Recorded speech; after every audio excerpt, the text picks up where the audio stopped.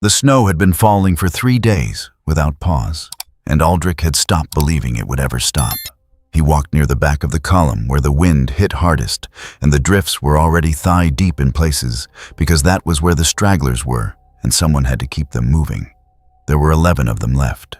11 out of the 23 who had ridden north of the wall 6 days ago on what Commander Thorne had called a scouting mission, and what every man among them had privately understood to be the kind of assignment you did not come back from. They had found the village they were looking for. They had found what was left of it, which was mostly ice, and the shapes of people frozen mid-scream at their doorways. They had also found the things that had made those shapes, and after that, the only direction that mattered was south. He kept his eyes moving. Left, right, the tree line, the ridge line, the gray space between the trees where shadows pooled even at midday. The woman beside him, a farmer's wife from somewhere past Eastwatch. The only civilian still on her feet was carrying her daughter on her back. The child's arms locked around her neck. The girl had not spoken in 2 days. Aldrich had stopped trying to make her. Some silences were the right response to what she had seen. Behind them, Harwick was losing ground. Aldrich could hear it in the way the man's boots dragged the soft, wet sound of something wrong with his left leg, where the white had grabbed him. They had cut the arm off before the cold took hold. My sister's orders. There were no meisters here, just Aldrich's own certainty that you burned the bite or you burned the body later, and so he had done it with a knife heated in a fire that barely existed. Harwick had not complained. Harwick had barely said a word since. That was either very good or very bad, and Aldrich was choosing not to decide which. The trees thinned ahead, a long slope downward, then a flat stretch before the land rose again toward the hills that would eventually bring them back within sight of the wall. An hour of hard walking, maybe 2. The sky above was the color of old bone. Aldrich raised his fist, and the column stopped. There was someone standing on the slope, not moving, not crouching in the trees or trying to conceal herself, just standing in the open, in the full weight of the wind, with her arms loose at her sides. From this distance, she looked slight, almost wrong for the landscape, too small for the vast, white nothing around her. She was facing south, away from them, but something in the stillness of her posture suggested she had known they were there well before they stopped. What in the 7 hells? Someone behind him muttered. Aldrich did not answer. He was watching the figure and trying to understand what he was seeing. A woman alone on the wrong side of the wall, in the middle of the worst storm in recent memory, standing like she was waiting for something. Her hair was pale white or silver, impossible to say in this light. She wore a dark cloak, heavy wool or something heavier, and she carried a staff that she did not appear to be leaning on. She just held it the way a man holds a sword he is not yet using. She turned. The ears were the first thing, long tapered, rising above the line of her hair in a way that no human ear was built to do. Aldrich had heard the stories, the same ones every boy in the 7 kingdoms grew up with: the children of the forest, the giants beyond the wall, the creatures that walked before men, named things. He had never believed them with any particular force. He believed them now. Her face was calm, not the calm of someone who did not understand the situation, the calm of someone who understood it completely and found it unremarkable. Lower your weapons. The order was directed at his own men as much as at her. Neither side moved. Then Aldrich heard it, the sound he had been dreading for 6 days, the low grinding moan that traveled through frozen ground before it reached the air, the sound of dead things walking. He had learned to recognize it the way a man learns to recognize thunder, not by seeing the storm, but by feeling it in the soles of his feet. He turned. The tree line to the north was shifting, too many shadows detaching from the dark and beginning to move toward the slope. Whites. The word was barely out of his mouth before the column collapsed into itself. People pressing together weapons, coming up the farmer's wife, pulling her daughter off her back and putting the child in front of her body. Aldrich looked back at the figure on the slope. She had not moved. She was looking past him toward the tree line, with the focused attention of someone reading a problem they have seen before, measuring it, deciding how much of herself it was worth. "We have to move," Aldrich told her, for reasons he could not explain, as if she were with them, as if she had always been with them. "We have to move now." She did not answer. She shifted her grip on the staff. Then Khan broke. He was 18 years old and had been shaking since the village, and when the sound from the tree line deepened into something close enough to feel in the chest, something inside him simply gave way. He swung toward the pale-haired figure on the slope because she was closer than the trees and stranger than the dark, and his fear needed somewhere to go. The crossbow came up.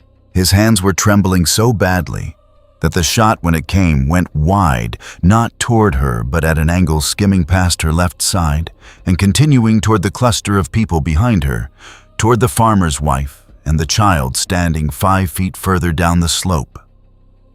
And in the fraction of a second, between the bolt leaving the groove and finding its mark, something happened that Aldrich could not name and would spend the rest of his life failing to describe adequately. There was no gesture that he saw. No word spoken. The bolt stopped, spun once in the air, and disintegrated into splinters of wood that scattered across the snow. Khan hit the snow and did not move again. No blood. Nothing visibly broken. But the stillness that settled over him was the kind that does not lift. The woman lowered her arm. She had raised it at some point, Aldrich was not sure when. She looked at the body for a moment, with no particular expression. Then she looked at the tree line. "The rest of you." Her voice was quiet. "Stay behind me." Her voice was quiet, not commanding in the way of generals or lords. There was no effort in it, no projection, nothing designed to impress. Just a statement of what was going to happen, the same way someone tells you the water is cold before you step in. The whites came out of the trees. Aldrich had faced them twice before enough to know that the worst part was not the way they looked or the way they smelled or even the way they moved. The worst part was the number. They did not charge in 2s or 4s. They came in dozens, then scores, filling the spaces between the trees until the tree line itself seemed to breathe and pulse. The ones at the front had been farmers and soldiers once. He could see it in the remnants of their clothing. The ones further back had been things before, men shapes that walked on too many limbs in configurations that the human body was not supposed to achieve. The woman walked toward them. Not ran. Walked. She stopped about 30 feet from the front of the mass, and the staff came up held level. And then the air around her hands changed in a way that had nothing to do with light or fire or any quality that Aldrich had a word for. It was simply that the space around the staff was suddenly doing something it had not been doing before. What came next was not fire, and it was not lightning, and it was not the red smoke that the Lord of Light's servants conjured in their rituals. It was a column of compressed force, almost invisible, that struck the front rank of whites and continued. They did not fall the way men fell forward, folding, clutching. They came apart the way a wall comes apart, when something with too much weight behind it hits the wrong stone. The second rank behind them shared the same fate, and the third, and by the time the force dissipated, the tree line where the dark had been thickest now had a gap in it, 30 feet across, and perhaps 40 feet deep, and the snow in that gap was pressing itself flat against the earth. Silence. Not complete silence. The wind was still there. The survivors behind Aldrich were making small sounds that people make when their minds are trying to process too much at once.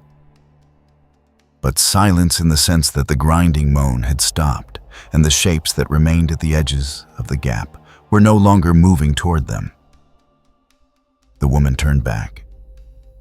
She was looking at the tree line to either side, not at the people she had just protected, and her expression had not changed. There are more, further back. They won't come yet. She paused. We should move. Aldrich became aware that he was breathing very hard. He looked at his people, the farmer's wife, clutching her daughter against her chest. The remaining Night's Watch Rangers with their weapons still raised, but nowhere to point them. Harwick leaning against another man because his leg would not hold him alone. He looked at Khan, who was still not moving, and decided that question would have to wait. He looked at the woman, at the ears, at the staff, at the hole in the tree line. What are you? He asked. It came out flat, not rude, just the only word in him at that moment. She turned her eyes on him, and they were pale green. A shade he had no reference for, not the gray-green of the north, not anything he had seen in a human face. She considered the question with the same seriousness she had given the whites. A mage, from elsewhere. From elsewhere, he repeated. The specifics would take longer than we have. She turned south and began walking. There is a fortification in this direction, 2 hours on foot. I suggest we use that time. Aldrich watched her for a moment. He looked at his people again. Then he looked at Khan's body and at the place in the snow where the bolt had come apart and at the gap in the tree line where the dead things were no longer standing. Move, he said. They moved. She did not speak for the better part of an hour, which suited Aldrich fine, because he did not have words either. She walked ahead of the group at a slight distance, not so far that she disappeared in the snowfall, but far enough that she was clearly not walking with them, so much as in the same direction. Once she stopped, turned, and looked north for perhaps 30 seconds before continuing. Aldrich did not ask why. The answer he suspected was that she was listening for something he could not hear. The farmer's wife, her name was Mira Aldrich, had learned this 2 days ago and kept forgetting fell into step beside him at one point. What did she do to Khan? Very quietly. I don't know. Is he dead? I don't know. Mira was quiet for a moment. She stopped the bolt before it hit Bryn. This was her daughter's name. Bryn was asleep on her back again, somehow. Arms limp now with exhaustion, rather than locked around her mother's neck. She stopped it, and she killed Khan before he could fire again. After. He hadn't moved his eyes from the road. He already fired? So she killed him for firing. He nearly killed your daughter. Mira did not answer that, after a while. She's not human. No, he agreed. What do we do with her? He had been turning that question over since the tree line. What did you do with something that could take apart 30 whites? In the time it took to draw a breath that walked through a killing field, without flinching, that had ears like the drawings in old books that no one was supposed to take seriously. You did not fight it. You did not refuse it. You watched it very carefully, and you were grateful it had pointed itself in the same direction as you. We take her to Castle Black. Tut. They reached a garrison outpost as the light was failing. Not Castle Black itself, but one of the minor fortifications that dotted the south face of the gift. A squat stone building with a fire inside, and 6 rangers who had been waiting for the scouting party, with the quiet, coiled tension of people who had already begun to draft the report that said, none of you were coming back. The reunion was short and practical because the Night's Watch did not do reunions any other way. The pale-haired woman stood in the doorway and looked at the room. Aldrich watched the 6 rangers look at her. He watched them take in the ears, the staff, the absolute stillness she carried that had nothing to do with cold. 2 of them moved hands toward weapons without being aware they were doing it. A third older just stared with his mouth slightly open. She's with us. He hated how strange that sentence felt coming out of his mouth. No one argued. That was possibly the most telling thing. She came inside. She stood near the wall rather than the fire, which made sense in ways Aldrich couldn't fully articulate. The fire was where you went. If you were cold, and she didn't appear to be cold, which was one more thing that separated her from every person in the room. She set her staff against the stone. She looked around the space, with the same focused attention she had given the slope and the tree line, reading something in the room that only she could see. Samuel Tarley had arrived at the garrison an hour before them, part of a different party that had sheltered here rather than push south through the storm. He was a round-faced young man who moved through space with the apologetic quality of someone who had been told his whole life that he took up too much of it, and he had clearly heard Aldrich's account of the tree line from whoever had told it first, because when he approached the woman, his fear was visible, but it was competing with something else. He stepped forward. "Excuse me." She turned. He swallowed. "You used magic against the whites?" She looked at him. I'm not questioning it, He stopped, started again. "I've read about the children of the forest, and about other things, old things. I've read everything at Castle Black that..." He stopped again, apparently running out of momentum. "You're not what I expected, from the descriptions." "Not the children," Sam blinked. "Then what? The old books mention things that came before the children even. Things that most scholars decided were allegory, because the alternative was too..." He caught himself. "What are you?"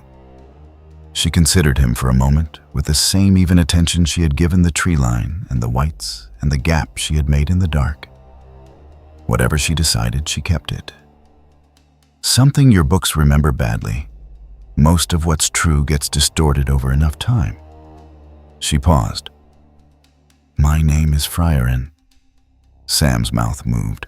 He was clearly turning the name over, looking for a root, a language, a context. He did not find one. He drew himself up slightly. "My name is Samuel Tarley," with the expression of someone who had decided that normal courtesies were still worth observing. "If you'd be willing to tell me anything, I would very much like to listen." She regarded him for a moment. Something shifted in her face. Not warmth, but a kind of measured recognition. The look of someone who has just determined that a particular tool is well made. "Later. I want to see the reports about what's been moving in the last month." Sam blinked. Then he nodded quickly and went to find them. Jon Snow arrived at the garrison before midnight. He came in with 4 riders, shaking snow from his cloak. And the first thing he did was count the survivors from Aldrich's party, because Jon Snow always counted the survivors before he asked anything else. Aldrich watched him do it, watched him note the number, watched the slight compression around his eyes that was as close as Jon Snow got to showing that numbers mattered to him personally. Then Jon's eyes found the woman by the wall, and he stopped. He did not reach for Longclaw. He was the kind of man who knew the difference between a threat and an uncertainty. And whatever he was reading from the figure by the wall, he was filing it under the second. He crossed the room with deliberate steps and stood in front of her at a distance that was respectful, but not retreating. "You're the one Aldrich told me about." She looked at him. "Probably." "He said you killed a man. He fired at a child after the bolt left the string." Jon held her gaze. This was another thing about Jon Snow. He did not look away from uncomfortable things, which was either a strength or a kind of stubbornness, and was probably both. "He was one of mine," he said. "I know," she said. "I'm sorry." She said it without performance. Not the way people said it when they wanted forgiveness, and not the way people said it when they wanted the subject closed. Just the statement itself placed between them and left there. Jon was quiet for a moment. "What are you..." She said she's from somewhere the old books have a name for. Sam offered from across the room with the careful phrasing of a man who had spent the last hour trying to pin down exactly what that name was. Something that predates the children. John did not look at Sam. He was still watching the woman with that careful level attention, the kind that did not rush to conclusions. "What do they call you?" "My name is Frieren," she said. Frieren. He said it once, flat testing whether it meant anything to him. It didn't. "Where are you from?" "Somewhere that doesn't have a name on any map you've seen." She paused. "I was following a signal, a particular signature in the flow of power, what this world would call magic. It led me north of your wall." "What kind of signal?" "The kind that comes from death that doesn't stay dead." She tilted her head slightly. "The things in the trees tonight aren't what you should be worried about. They're the edge of something. The center of it is further north, and it's older than your wall." John said nothing for several seconds. Aldrich had seen him process bad information before, and it always looked the same. Not denial, not panic, just the grinding consideration of a man who was going to have to act on whatever he decided was true. You fought them like they were nothing. They weren't nothing. They were manageable. What's further north is something else. "Can you fight what's further north?" She considered the question with the same seriousness she gave everything. "I don't know yet. I need to understand it better." That's not the reassurance I was hoping for. "I know. I'm not here to reassure you." John looked at her for another long moment. She did not fill the silence, and she did not look away. And Aldrich found himself watching the two of them and thinking that there was something almost fitting about it, the man who had been killed and brought back and killed again in his way, and the woman who had been alive long enough to stop counting the years, standing in a cold room and measuring each other. John glanced once at Aldrich, then at the door, then back at her. Whatever she was, 11 people were alive because she had chosen not to keep walking south. "You can stay," he said, "for tonight. I wasn't planning to leave." Something that might have been wry acknowledgement crossed his face very briefly before it was replaced by the standard expression, which was no expression at all. He turned to deal with the rest of the room. Frieren went back to looking at Sam's reports. Outside, the snow kept falling. The darkness past the wall pressed down the way it always did in this place, heavy, purposeful. The kind that did not thin with distance the way ordinary dark should. Aldrich stood near the door for a while, after everyone else had settled, looking north, thinking about the sound the whites had made when they came apart and the silence that followed, and the way Frieren had stood inside that silence without needing it to mean anything. He thought about what she had said.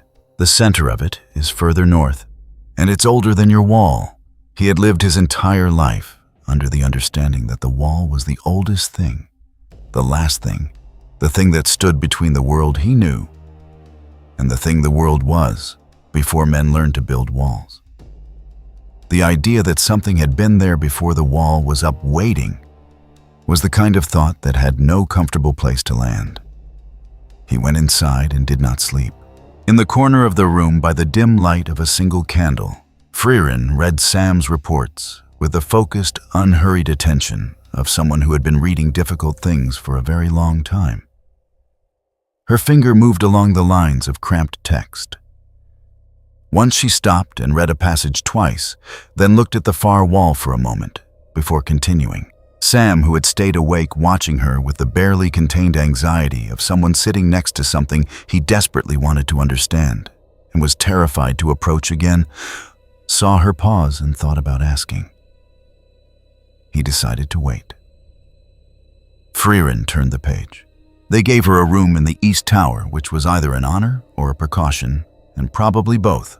Samuel Tarley knew this because he had been the one to suggest it, in the tentative way he suggested most things, by pointing out to John that the East Tower had thick walls and only one approach and a clear line of sight to the courtyard, and that if their guest proved other than what she appeared, those were useful qualities. John had considered it for a moment, and then said, "Do it." And Sam had taken that as agreement, and tried not to examine too closely whether he had been motivated by practicality or by the fact that the East Tower also had a window that faced the library annex, and he had been hoping she might appreciate the proximity to books. She had not commented on the room. She had set her staff against the wall, sat down on the edge of the bed with her cloak still on, and opened one of the reports Sam had brought her. She had been reading when he left. He suspected she had still been reading when the garrison woke. He found her in the courtyard just after dawn. Winterfell in early morning was all stone and gray light smoke threading up from the kitchens, the distant ring of the forge already at work. The cold here was different from the cold beyond the wall, still brutal, still northern, but organized, the kind of cold a city had decided to manage, rather than the kind that simply owned everything it touched.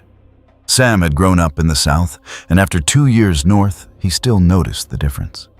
Frieren stood near the inner gate, not quite in the way of the morning traffic, but close enough that the people moving through it had to adjust their paths slightly. She was not doing anything. She was watching. A steward's boy veered sideways when he saw her and nearly dropped his armload of firewood. 2 washerwomen slowed, then sped up again. An old knight in House Stark livery passed within arm's reach and did not look at her at all, with the careful deliberateness of a man who had decided that not seeing a thing was a form of protection. Frieren tracked each person with a brief impersonal attention, the way you scan a document for the relevant line, and then moved on to the next. She had been doing this, Sam realized, since she arrived. Not surveilling, reading. "Good morning." She turned. "The forge has been going since before first light." No greeting returned. "There are more wounded than the garrison last night suggested. And the food coming out of the kitchen is being portioned more carefully than it should need to be at this time of morning." Sam blinked. "Yes, to all of that." She went back to watching the gate. "They're afraid of you, most of them. The ones who heard what happened." "I know. Does that bother you?" She considered this with the same unhurried attention she gave everything. "No, it's the right response. Fear of the unfamiliar keeps people alive. It's when they stop being afraid and start being certain that things go wrong." Sam absorbed that. He pulled his cloak tighter against the morning. "I wanted to ask you something about last night. The way you used what you did to the whites." She waited. "I've read about magic. Whatever the Citadel thinks of it, I've read everything I could find about the Red Priests, about the children, about the old powers. And what you did didn't match any of it." He chose his next words carefully, the way he chose words when he was in range of what mattered. "It wasn't a ritual. There was no prayer, no preparation, no cost that I could see.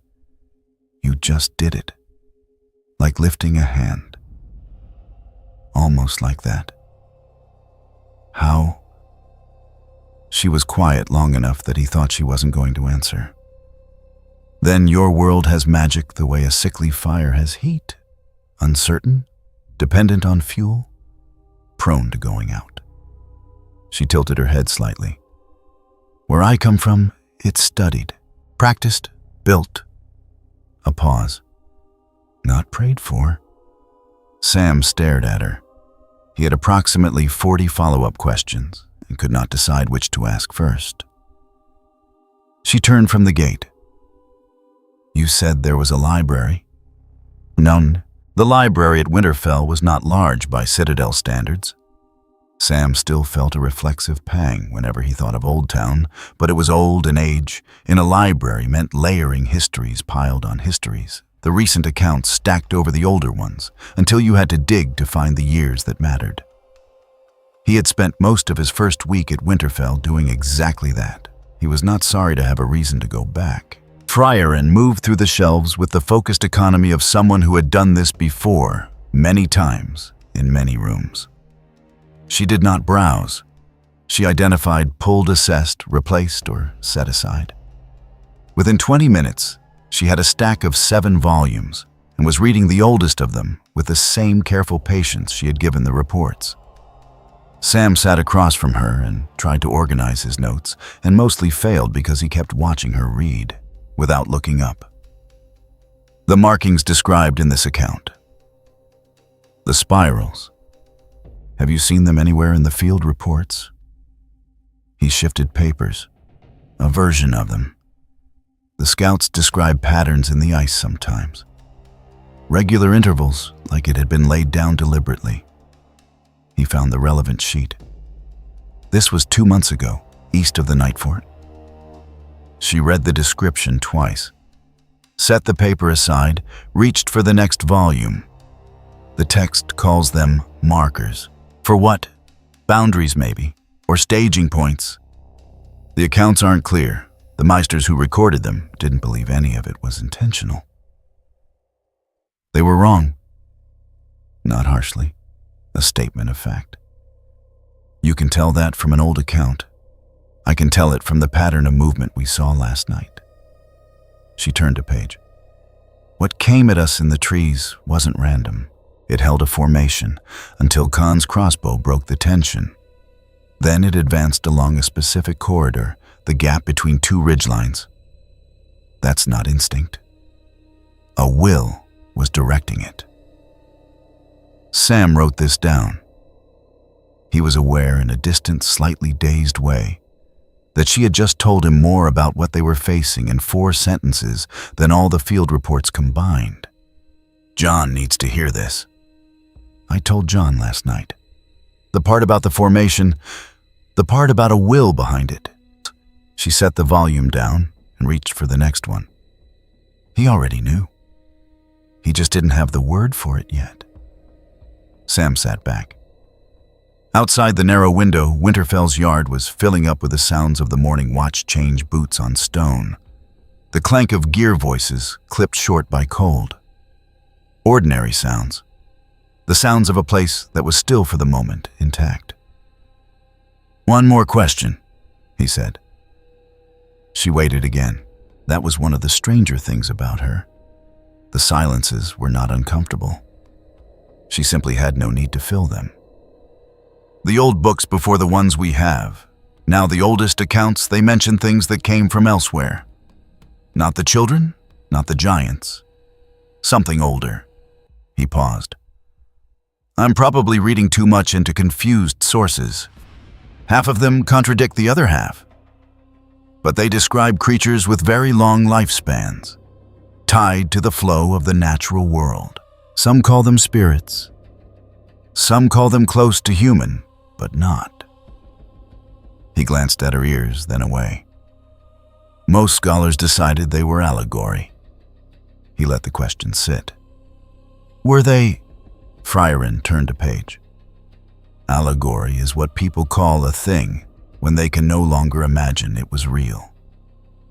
The fire in the corner of the room cracked and settled. Sam was quiet for a moment. So you're not unique? To your world? There are others like you. There were. There are fewer now. He did not ask why. The way she said it closed the question without shutting it hard, the way a door closes when the weight of it is enough. Bran was in the Godswood. Sam had expected this.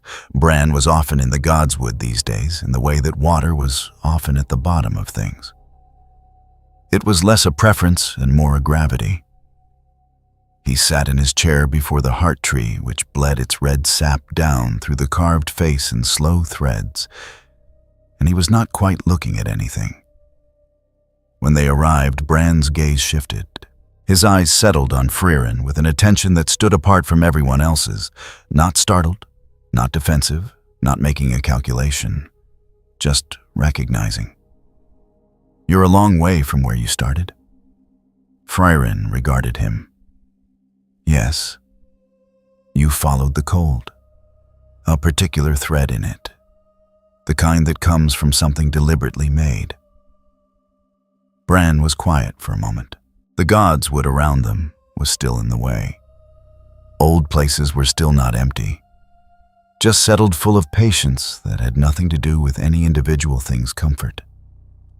Sam stood slightly to the side and felt, as he sometimes felt near Bran, that he was present for a conversation that was operating at a register he could only partially hear. "I can show you something." A pause. "If you want to see?" "Show me," Frieren said. What happened next was difficult for Sam to describe afterward, because from the outside, almost nothing happened. Bran's eyes went distant the way they did, and Frieren stood very still, and for perhaps 2 minutes, neither of them moved or spoke. The heart tree dripped. A crow shifted on a branch overhead. Then Bran drew a slow breath, and his eyes took a moment to find their focus, longer than usual, Sam thought. As if whatever he'd shown her had pulled him further in than he intended. Frieren quietly. "How long ago?" 8,000 years, give or take." She did not answer immediately. Sam watched her face and found nothing readable in it, only the stillness of someone working through a problem they hadn't expected to be so large. "And the thing that was made then is still being made now. It never stopped." Bran's gaze returned to its normal register, though normal was a relative term for Bran. "It learns. Every time it meets resistance, it incorporates the lesson, almost to herself. That's not unusual. The dangerous ones always do." Sam cleared his throat. "What did you show her?" "The first long night. The making of the first White Walker. The moment the children thought they were solving a problem and instead created a different kind of permanence." He paused. She recognized the signature. Sam glanced at Frieren. "I've seen similar work, a different method. The same category of mistake." She turned slowly and looked north through the trees, past the godswood wall, past the stone of Winterfell, past whatever was between them and the wall. Her face was still. "What you're dealing with isn't a force of nature," she said. "It has intention. It has memory. It has been building toward an end for a very long time, and it is much closer to ready than your scouts realize." The stillness that followed was heavier than the godswood's usual silence. Heavier, the kind that precedes a decision. "Can it be stopped?" Sam asked. "Everything can be stopped. The question is always what it costs and whether you can pay it. I don't have an answer for that yet. I need more information." Bran held her gaze steadily. "You've fought things like this before." It was not quite a question. Frieren tilted her head very slightly. "I've fought things with the same shape of intention. It didn't end cleanly." "Did it end?" "Yes." Bran held her gaze, with the finality of a door being closed. "You're not in our histories, not anywhere. I've looked as far back as the sight goes." He paused. "You arrived from outside all of this."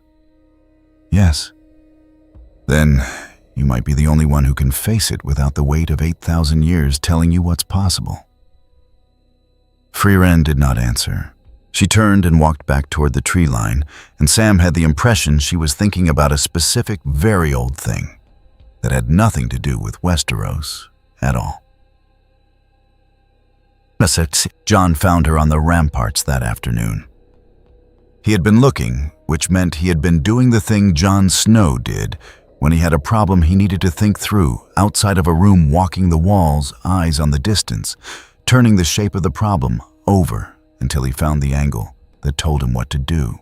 Sam had watched him do it enough times to recognize when he was in the middle of it, and when he came down from the wall and told Sam to tell Frieren he wanted to speak with her. Sam had gone to find her and discovered she was already up there.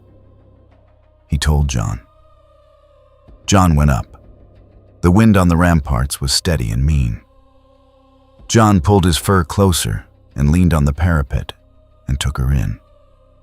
She was standing with her cloak moving in the wind and not appearing to notice it. "You spoke with Bran," he said. "Yes." "He told me what he showed you." "Then you know what we're facing is not an army in the way you're used to thinking about armies." She kept her eyes on the north. "It doesn't deplete. It doesn't get cold. It doesn't lose soldiers, it gains them. Every person who dies in its path becomes part of it." "I know. I've known that for a while." "Then you know that the tactics that work against men won't work against it. Not at scale. We have dragon glass. We have Valyrian steel. We have you." Frieren looked at him sideways. It was a brief look, assessing, and then she turned back north. "What is it you actually want to ask me?" John was quiet for a moment. He had the qualities Sam had noted this before of a man who was comfortable with silence, because he had learned to use it to check himself before speaking. "I need to know if you'll fight, not whether you can. I watched what you did at the garrison. I know you can. I need to know if you will.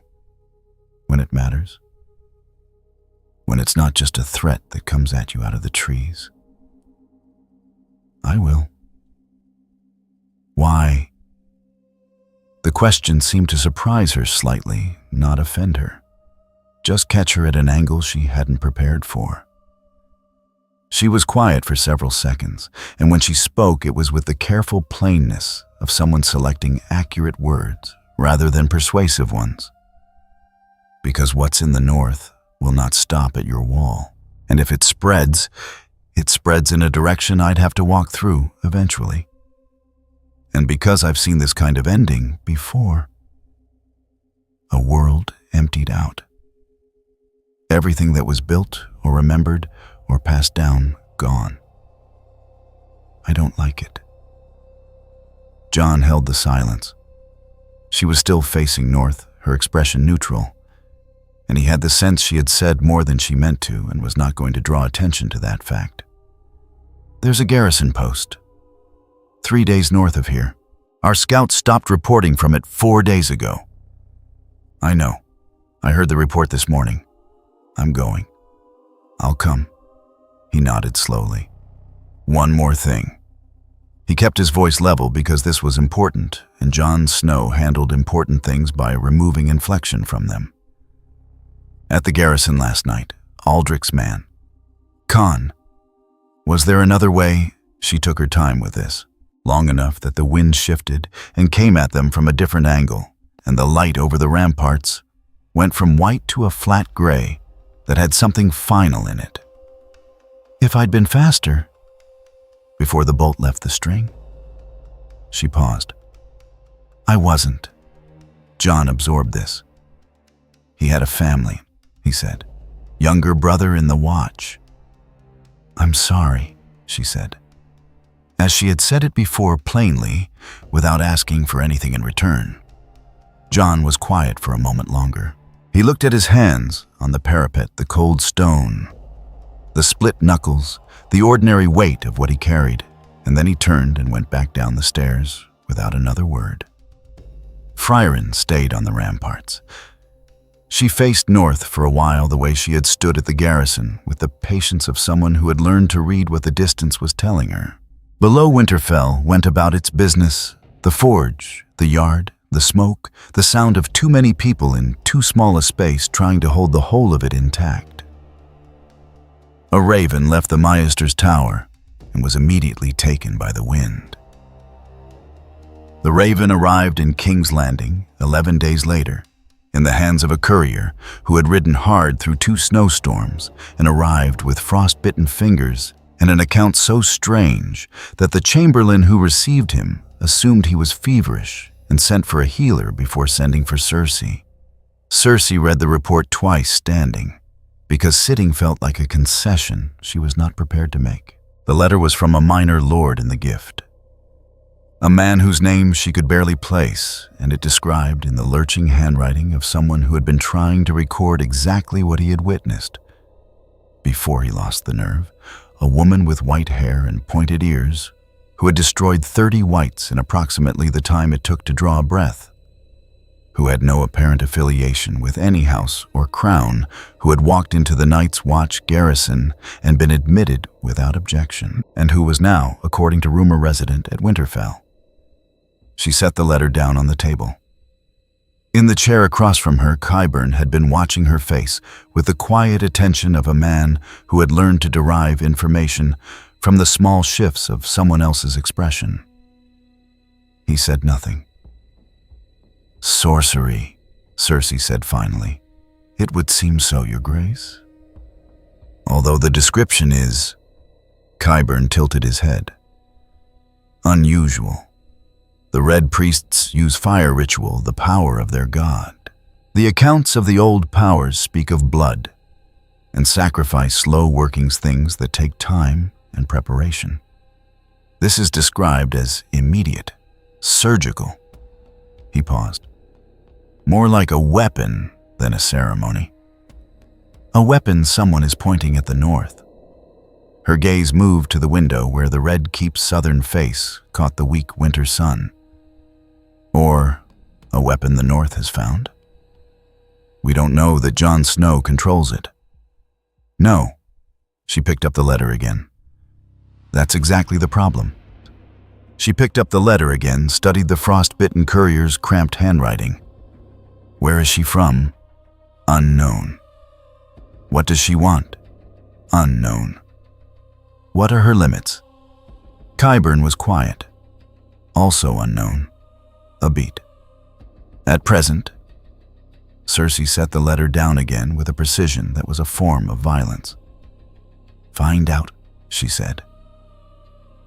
And 3 days later, in another room, another part of the city, Tyrion Lannister sat with a cup of wine he had not been drinking, and a copy of the report he had obtained through means he preferred not to specify. And he thought about what it would mean for a conflict already complicated, past the point of clean solutions, to introduce a variable that no one had accounted for.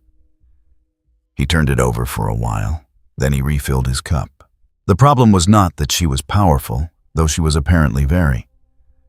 The problem was not even that she was unknown, though that was genuinely concerning. The problem was structural, the kind that Tyrion recognized with the sour familiarity of long experience, which was that every faction in this war was currently calculating their position against every other faction, and all of those calculations assumed a closed set of variables. Add one entity with unclear allegiances, unclear limits, and clearly extraordinary capability, and you did not merely add a complication. You invalidated every existing calculation simultaneously. He drank. The wine was mediocre. This at least was a problem he understood. Jon Snow would not be trying to use her. Jon Snow would be trying to aim her at the dead things and hoping the living things could sort themselves out afterward, which was, Tyrion reflected, both admirable and almost certainly insufficient. Daenerys, far across the narrow sea, had not yet entered this particular equation. When she did, and she would, the dragons had been sighted again at Dragonstone, the mathematics would shift again in ways Tyrion could not yet calculate, because he was still missing the variable that mattered most, what she actually wanted. He poured more wine. The wrong kind of attention towards something capable of clearing 30 whites in a breath was the sort of decision that ended careers in the permanent sense. He would need to be considerably more careful than usual, which was saying something. Outside, a bell rang the evening hour. He set his cup down and stared at the window, then back at the report. "Well," he said to no one in particular.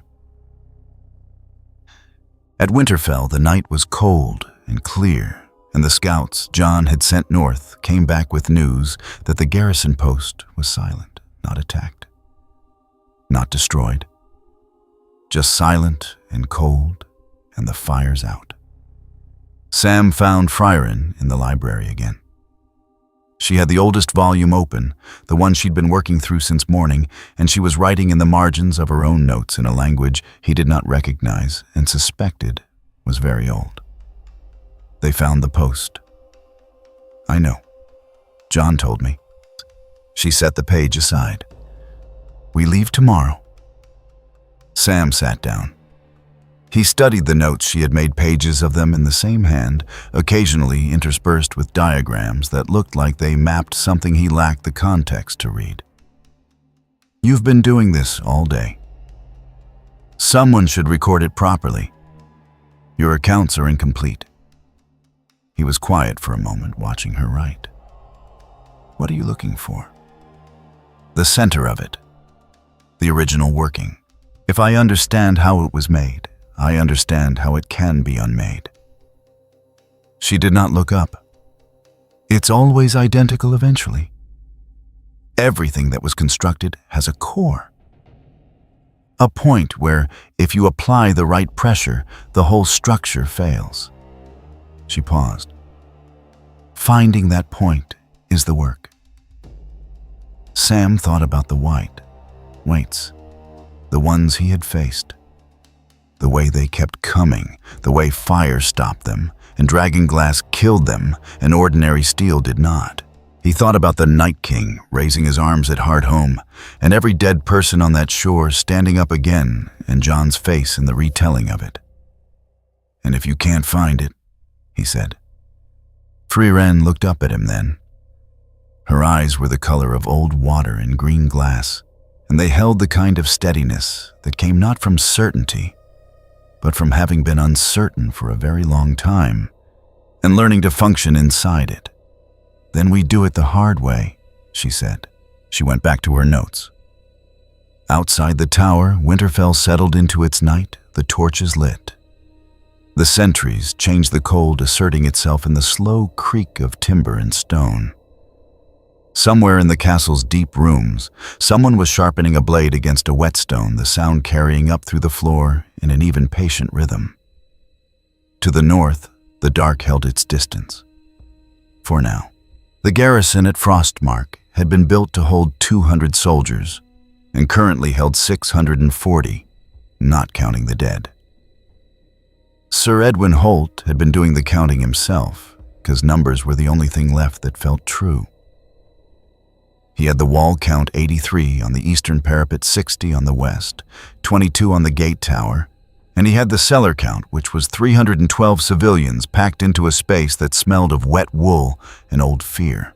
He had the wounded count, which he preferred not to recite aloud because some of those men had stopped being the kind of wounded that healed and had started being the kind that died slow, and the men on the wall could hear them if they listened. What he did not have was a reliable count of what was outside. The scouts had stopped going out on the second day. His second, a man named Carew, who had the flat eyes of someone who had stopped sleeping. If the angle goes, the wall follows. The angle won't go. Carew did not answer. That was answer enough. Edwin climbed the gate tower and surveyed the ground they'd lost, 50 yards of what had been open approach, now churned to black by the weight of bodies. Not all of them still, some of them dragging themselves over their own to get to the base of the wall. Torches were not enough anymore. They had stopped being enough on the first night. Now, the light from below was just enough to see by, just enough to make out the shapes pressing against the stone and the shapes pressing against the shapes, and whatever was further back in the dark that he could not see, but could feel in how the air moved. The gate shuddered. Not from impact, from pressure. From the accumulated weight of everything outside deciding slowly to lean. His eyes went to the bar across the gate. An inch of oak between 640 lives and whatever was out there. He'd had it doubled on the second day. He was thinking about tripling it. Sir Edwin, a runner. Young no older than 16, breathing hard. Riders from the south, Jon Snow's banner. And the boy hesitated. And someone else, on foot. Jon had ridden hard for 2 days, and the horse under him was done. He could feel it in the stumbling over packed snow, the animal running on stubbornness after it stopped answering his heels. He would have to walk the last mile. He already knew it. He did not look at Frieren. She was keeping pace beside him, without apparent effort, her staff across her shoulders, her cloak flat in the windless cold. She had not needed a horse. He had offered her one at the outset, and she had considered it and declined, which had seemed impossible until the second half of the first day when he had understood she was not walking. As a person walks, but covering ground, as weather covers ground at a pace and with an indifference to terrain that had no useful comparison. He had stopped trying to find comparisons around midday of the second day. "How many are inside?" she asked. First words in 3 hours. Last Raven said 600. Could be more now. Nothing from her. The wall of frostmark came into view around the ridge, low utilitarian, built for function rather than grandeur. And even at this distance, he could see the press of bodies at its base. The eastern angle was worse.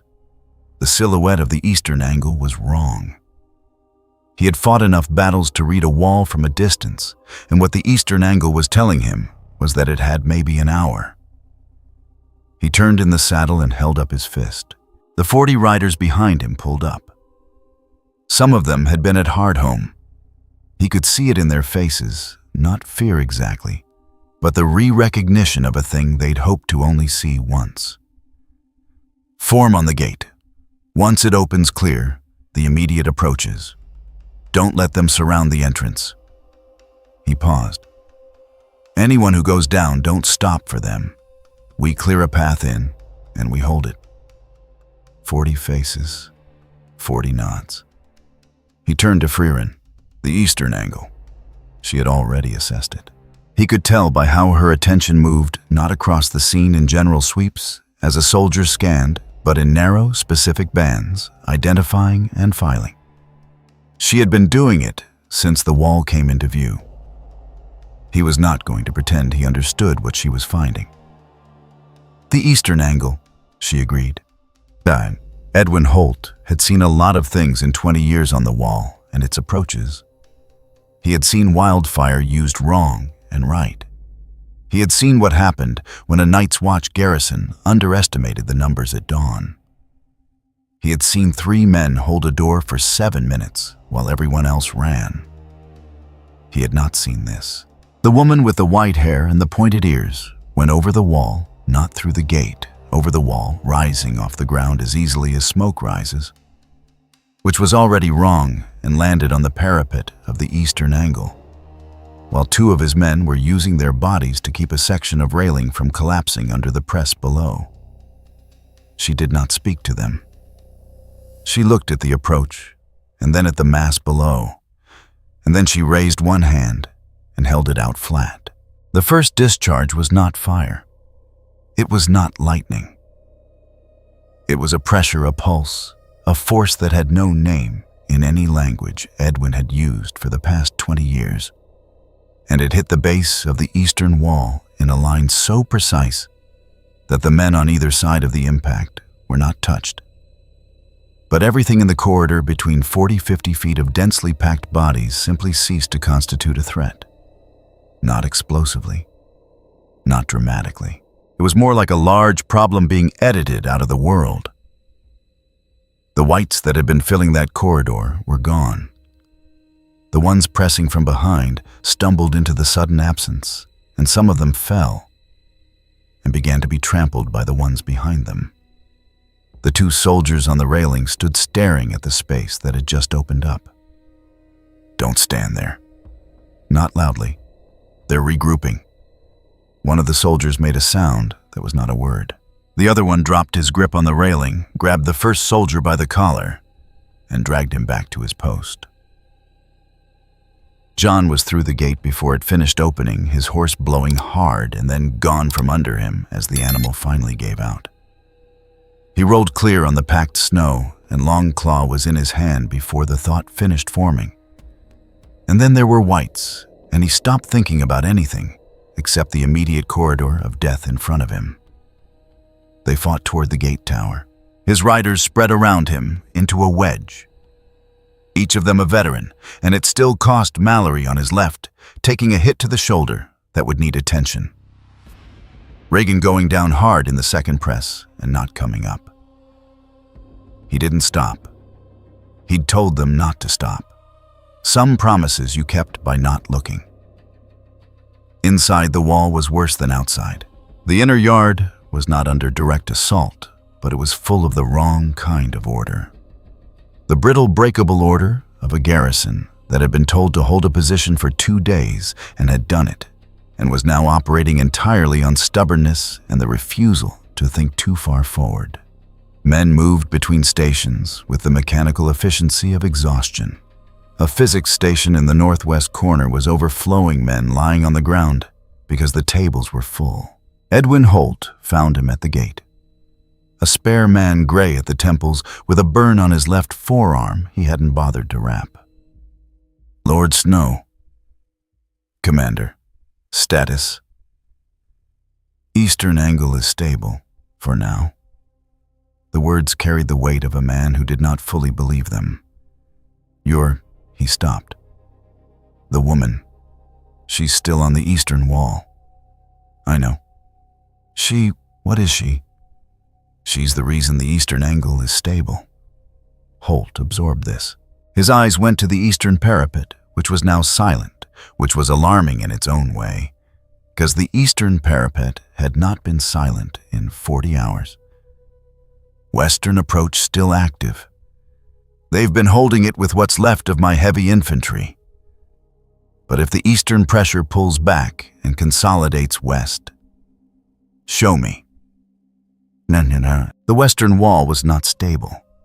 John saw it immediately, the torsion in the defenders' bodies pressed to the Merlins with their weight forward and their weapons grinding down rather than swinging, which meant the pressure from below was constant rather than in waves, which meant the numbers below were large enough to maintain pressure indefinitely.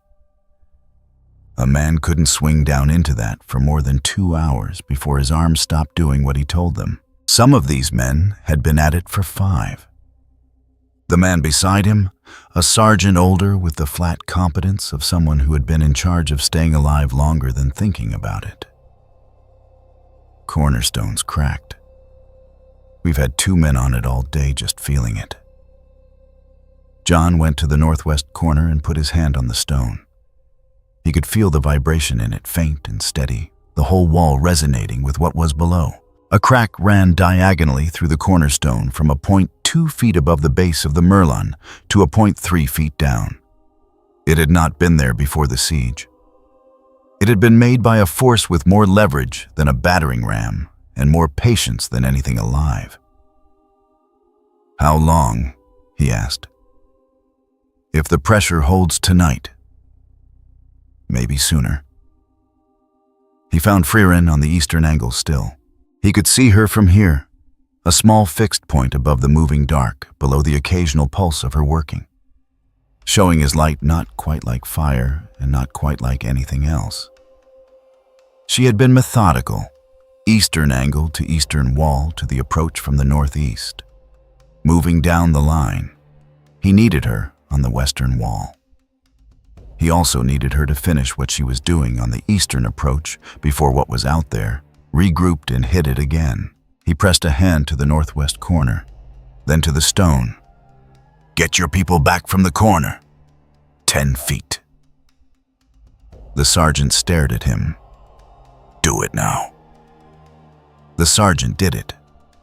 John stepped up to the Merlin himself, assessed what was below, and began to fight. Frieren felt the shift before she heard the crack. She had been working the eastern approach in sections, not a sweep which was efficient but imprecise, but a deliberate dismantling starting from where the press was densest, where the mass was doing the most structural work against the wall. Clear those first. The rest loses direction. The rest gives the men on the wall work for the men on the wall with ordinary steel. She had cleared 4 sections. The eastern approach was down to a trickle workable for the men on the wall with ordinary weapons. The fifth section was not behaving like the others. She had noticed this 20 minutes ago and filed it. A portion of the eastern press that was not pressing. Holding at a distance, whites did not hold whites pushed forward. No, it was the only directive they had. But this portion was stationary, watching in the flat, impersonal way of the controlled. White walkers. She had not seen them yet. They were beyond the firelight adjusting. The eastern pressure had been bait significant enough to require serious response, not significant enough to be the real weight. 20 minutes spent on the wrong axis. The crack from the northwest corner was audible even at this distance. She left the eastern parapet without ceremony and came down into the yard and went across it fast past the physics station. And the civilians being ushered toward the inner keep, past a soldier who saw her mid-stride and pressed himself against the wall and made a gesture with his hand she recognized as a warding sign. She went up the western wall steps 3 at a time and came out onto the parapet and saw John down low behind a merlin with a sword and no options, and the northwest corner opening up beneath him like a mouth. The stone had not given way yet. It was going to. She took in the western wall's approach and understood in the space of 2 breaths why the western approach had been so persistent. The majority of the mass was here. The eastern assault had been the distraction. Everything of real weight was against the western face. A press of bodies so dense that individual forms had stopped being distinguishable, just a single surface of motion. And behind it, visible now, because she was looking for them, 3 white walkers standing on a ridge 200 yards back. Not advancing, orchestrating. So this was where it had been pushing toward. "John," she said. He heard her over the noise. He always heard her. She'd noticed he had a soldier's instinct for relevant voices. "Northwest corner." Not stopping. "Going." "I see it. Get your people back from the base of the western wall. The whole base. Now." A pause. Brief. "How far back?" 20 feet. He shouted the order. She heard it relayed down the parapet in both directions, the human chain of command fast and disciplined. This garrison still had discipline, which was more than she'd expected after 2 days. She waited for the gap to open. What Carew saw from the gate tower was this. The woman stood at the highest point of the western parapet, above the crack that had opened in the corner stone above the press below.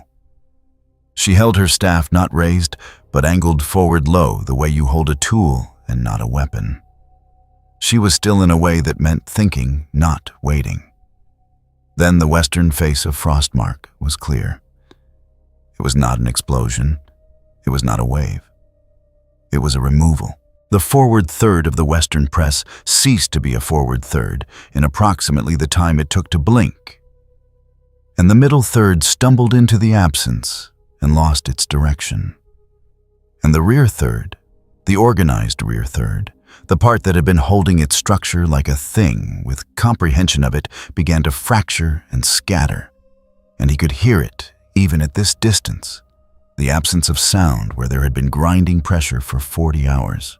3 white walkers on a ridge 200 yards back. He saw them move. One of them extended a hand toward the scattering rear third, and the scattered whites began to re-aggregate. Not fast, but with the steady determination of a mass, being reassembled by an intelligence that did not experience frustration. And for a moment it seemed like it would hold, like the western face would simply be rebuilt from the outside in. She hit the ridge. He would not try to describe this afterward when men asked him. He would say it was large and cold, and he hadn't been able to watch the whole of it. He would say the ridge was not the same shape after. He would say one of the 3 white walkers shattered like a thing made of ice rather than flesh. And one of them took the impact and held. And he had the impression of an exchange happening that he didn't have the knowledge to read. And the third one was simply gone. The remaining walker, and there was still one which was relevant, pulled back, not fled, withdrew deliberately in a direction that was not any of the angles it had been using.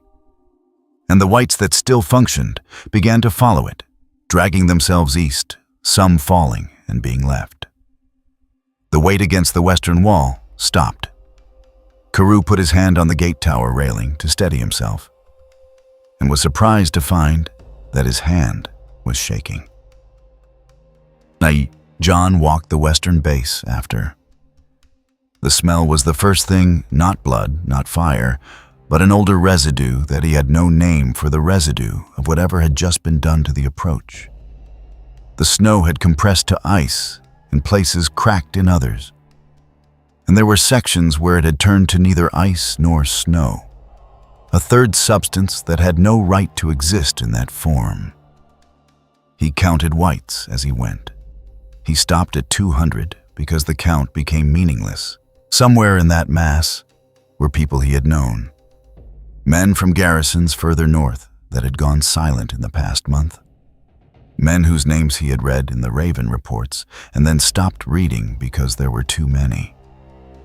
He walked past them and did not stop. Frieren was at the northwestern corner, crouched over the cracked stone with 2 fingers pressed into the crack, not doing anything he could identify, assessing maybe, reading the damage as she read everything. He stopped a few feet away. Around them, the sounds of Frostmark after a voice calling a name over and over from the direction of the western parapet. The physics station, which had not gotten quieter. A child crying somewhere in the cellars audible, now that the noise of the siege had finally stopped. 2 soldiers near the east gate in a heated whispered argument about nothing, because that was what soldiers did when the crisis passed and the shaking started. The third walker.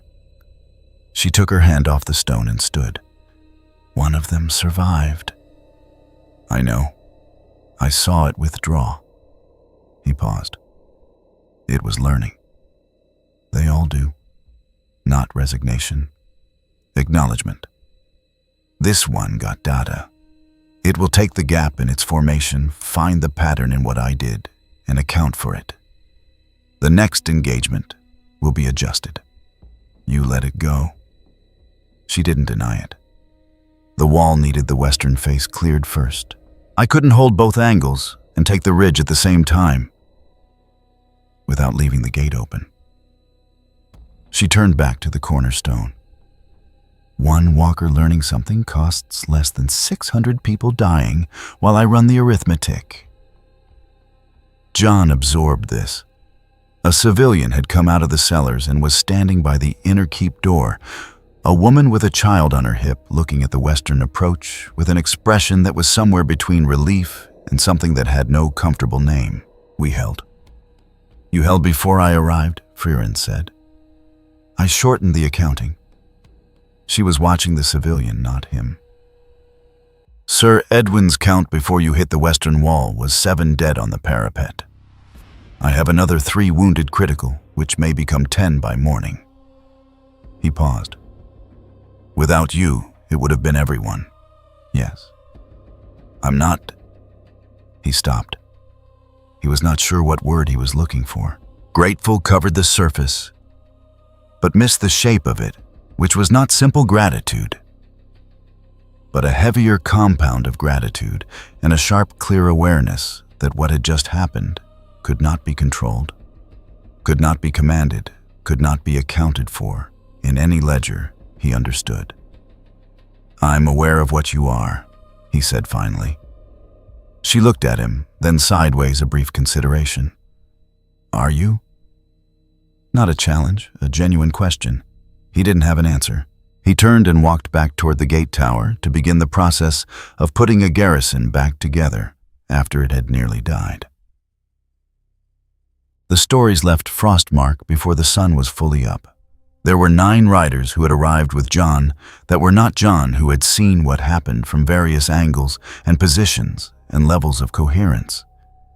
And by the time the immediate work of the aftermath was done, The dead removed the wounded, stabilized. The cellars opened, the count taken.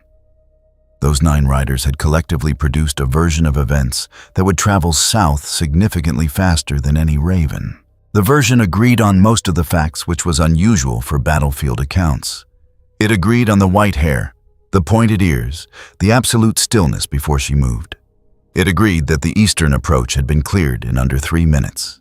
It disagreed on the western wall. Some accounts said she brought the whole of what was out there down in one strike. Some said she struck the ridge specifically and the rest followed.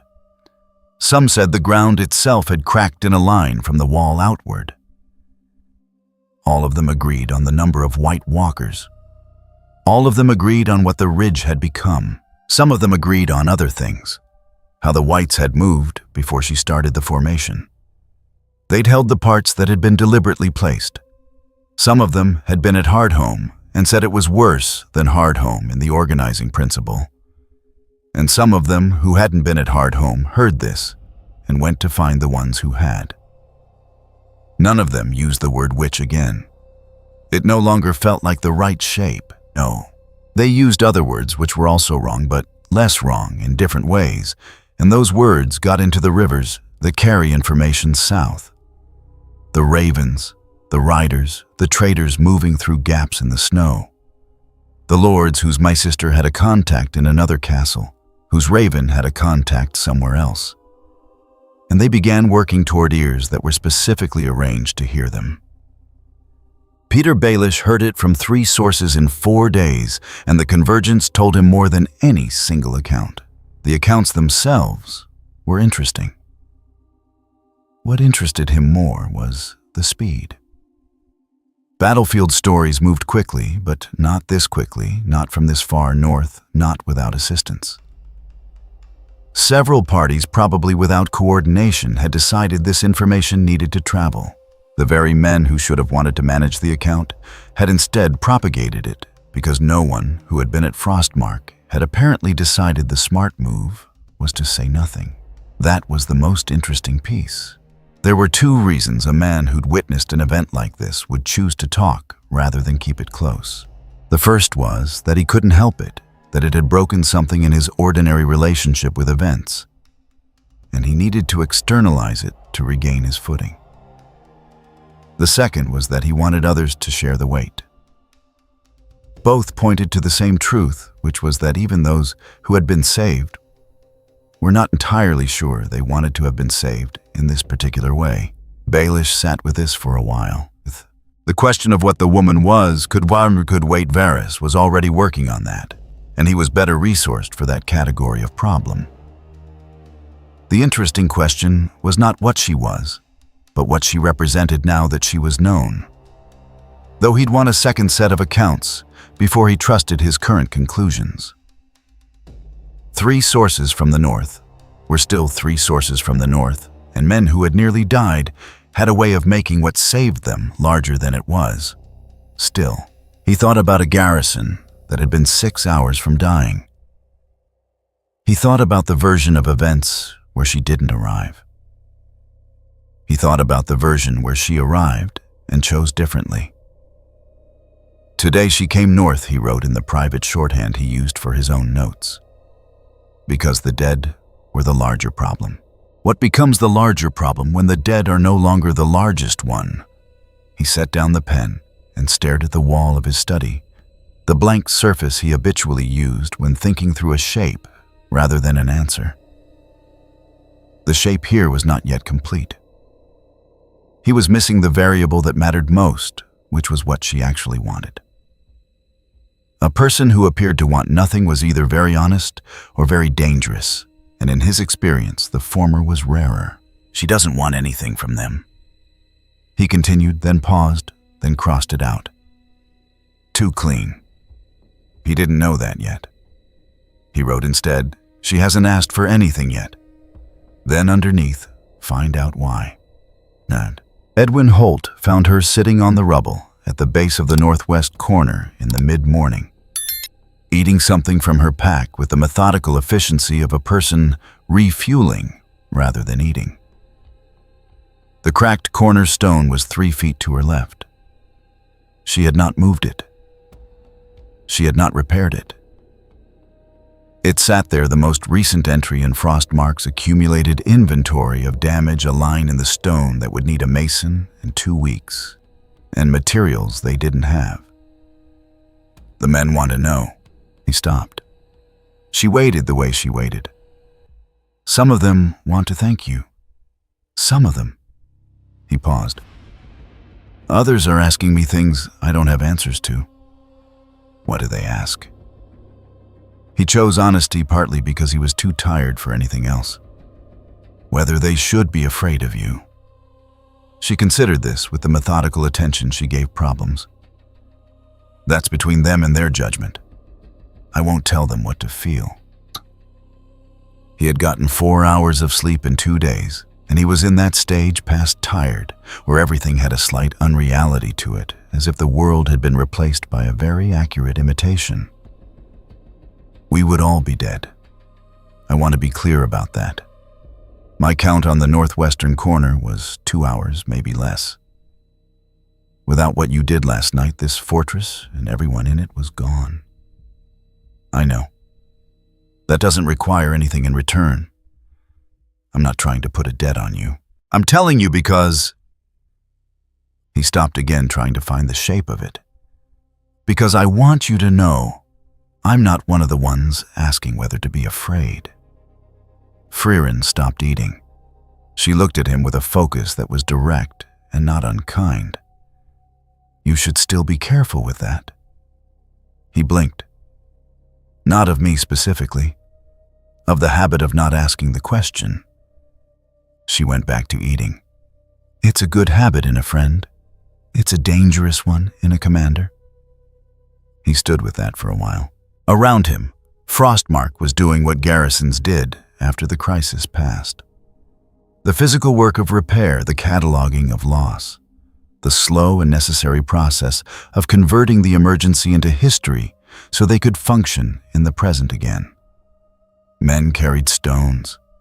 Men carried stretchers. Men sat against walls with their eyes open and their minds elsewhere.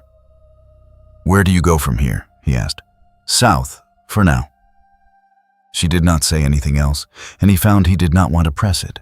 He left her at the rubble of the corner stone and went to find his sergeant and begin the work. Behind him he heard her stand.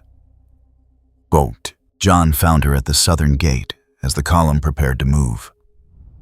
The morning was clear and bright in the fashion. Northern mornings were sometimes clear and bright when they were trying to make you forget what the nights were like. The surviving garrison, the ones well enough to stand, had assembled near the gate, not formally, not in any organized way, just gravitating toward the beginning of things they were not sure about. Some of them watched Frieren, some of them very deliberately did not. A girl maybe 10 years old in a coat 3 sizes too large, standing near the physics station where her mother was. Apparently one of the critical wounded, John had seen her there half an hour ago. And she was still there now, had her eyes fixed on Frieren, with an intensity that was something between terror and an absolute inability to look away. Not the terror of threat. The terror of a thing that had been real which you had not known was real. Frieren noticed the girl. She looked at her directly for a moment, brief and without performance, and then away. The girl kept watching. John brought his horse alongside Frieren, and they went through the gate and into the open approach. And behind them, he could hear the garrison, the shuffle and breath of people who had just survived, beginning the work of deciding what they believed about what had happened. The third walker, he said after they were clear of the walls. It pulled back east, northeast, toward the pattern I found in the ice, the staging markers. Regrouping, preparing, there's a difference. They rode, she walked, which he had stopped noting in silence for a time. The approach opened up around them into the wider plain. The snow compressed and gray, the tree line in the middle distance standing against the sky with the still absoluteness of things that had been there long enough to stop caring whether you noticed them. I need to know if we can destroy it, he said. The source. Whatever Brand showed you, whatever you think is at the center of this. Can it be destroyed? I believe so. But I need to find it. And finding it will mean getting close to what happened at Frostmark, except larger and more organized and adjusted for everything it learned last night. It's thinking about this. It has been thinking about this for a very long time. It will not make the same mistake twice. John absorbed this. The plain spread out in front of them, ordinary and flat and hostile, and somewhere in the middle distance, a raven was cutting a line across the gray sky in the direction of Winterfell.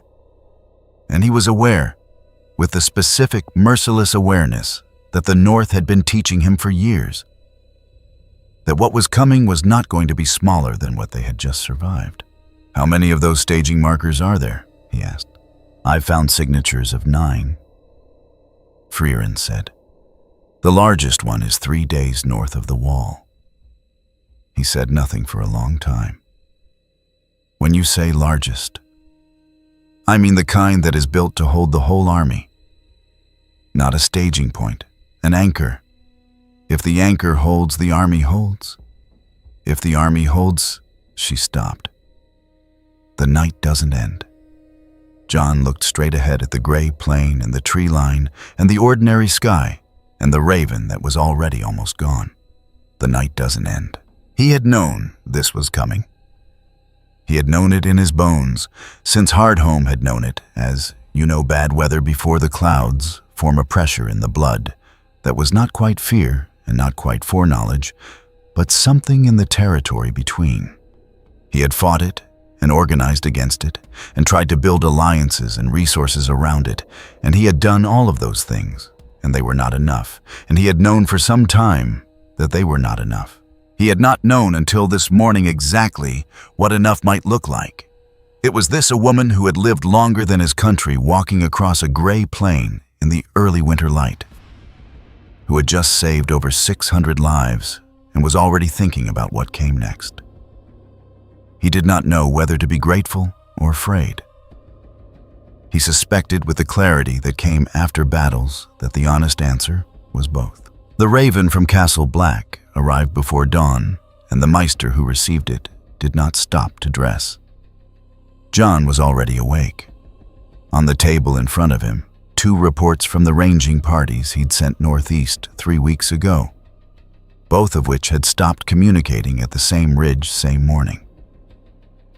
He'd been staring at the gap in the map they'd left behind for the past hour, running the arithmetic until the number held.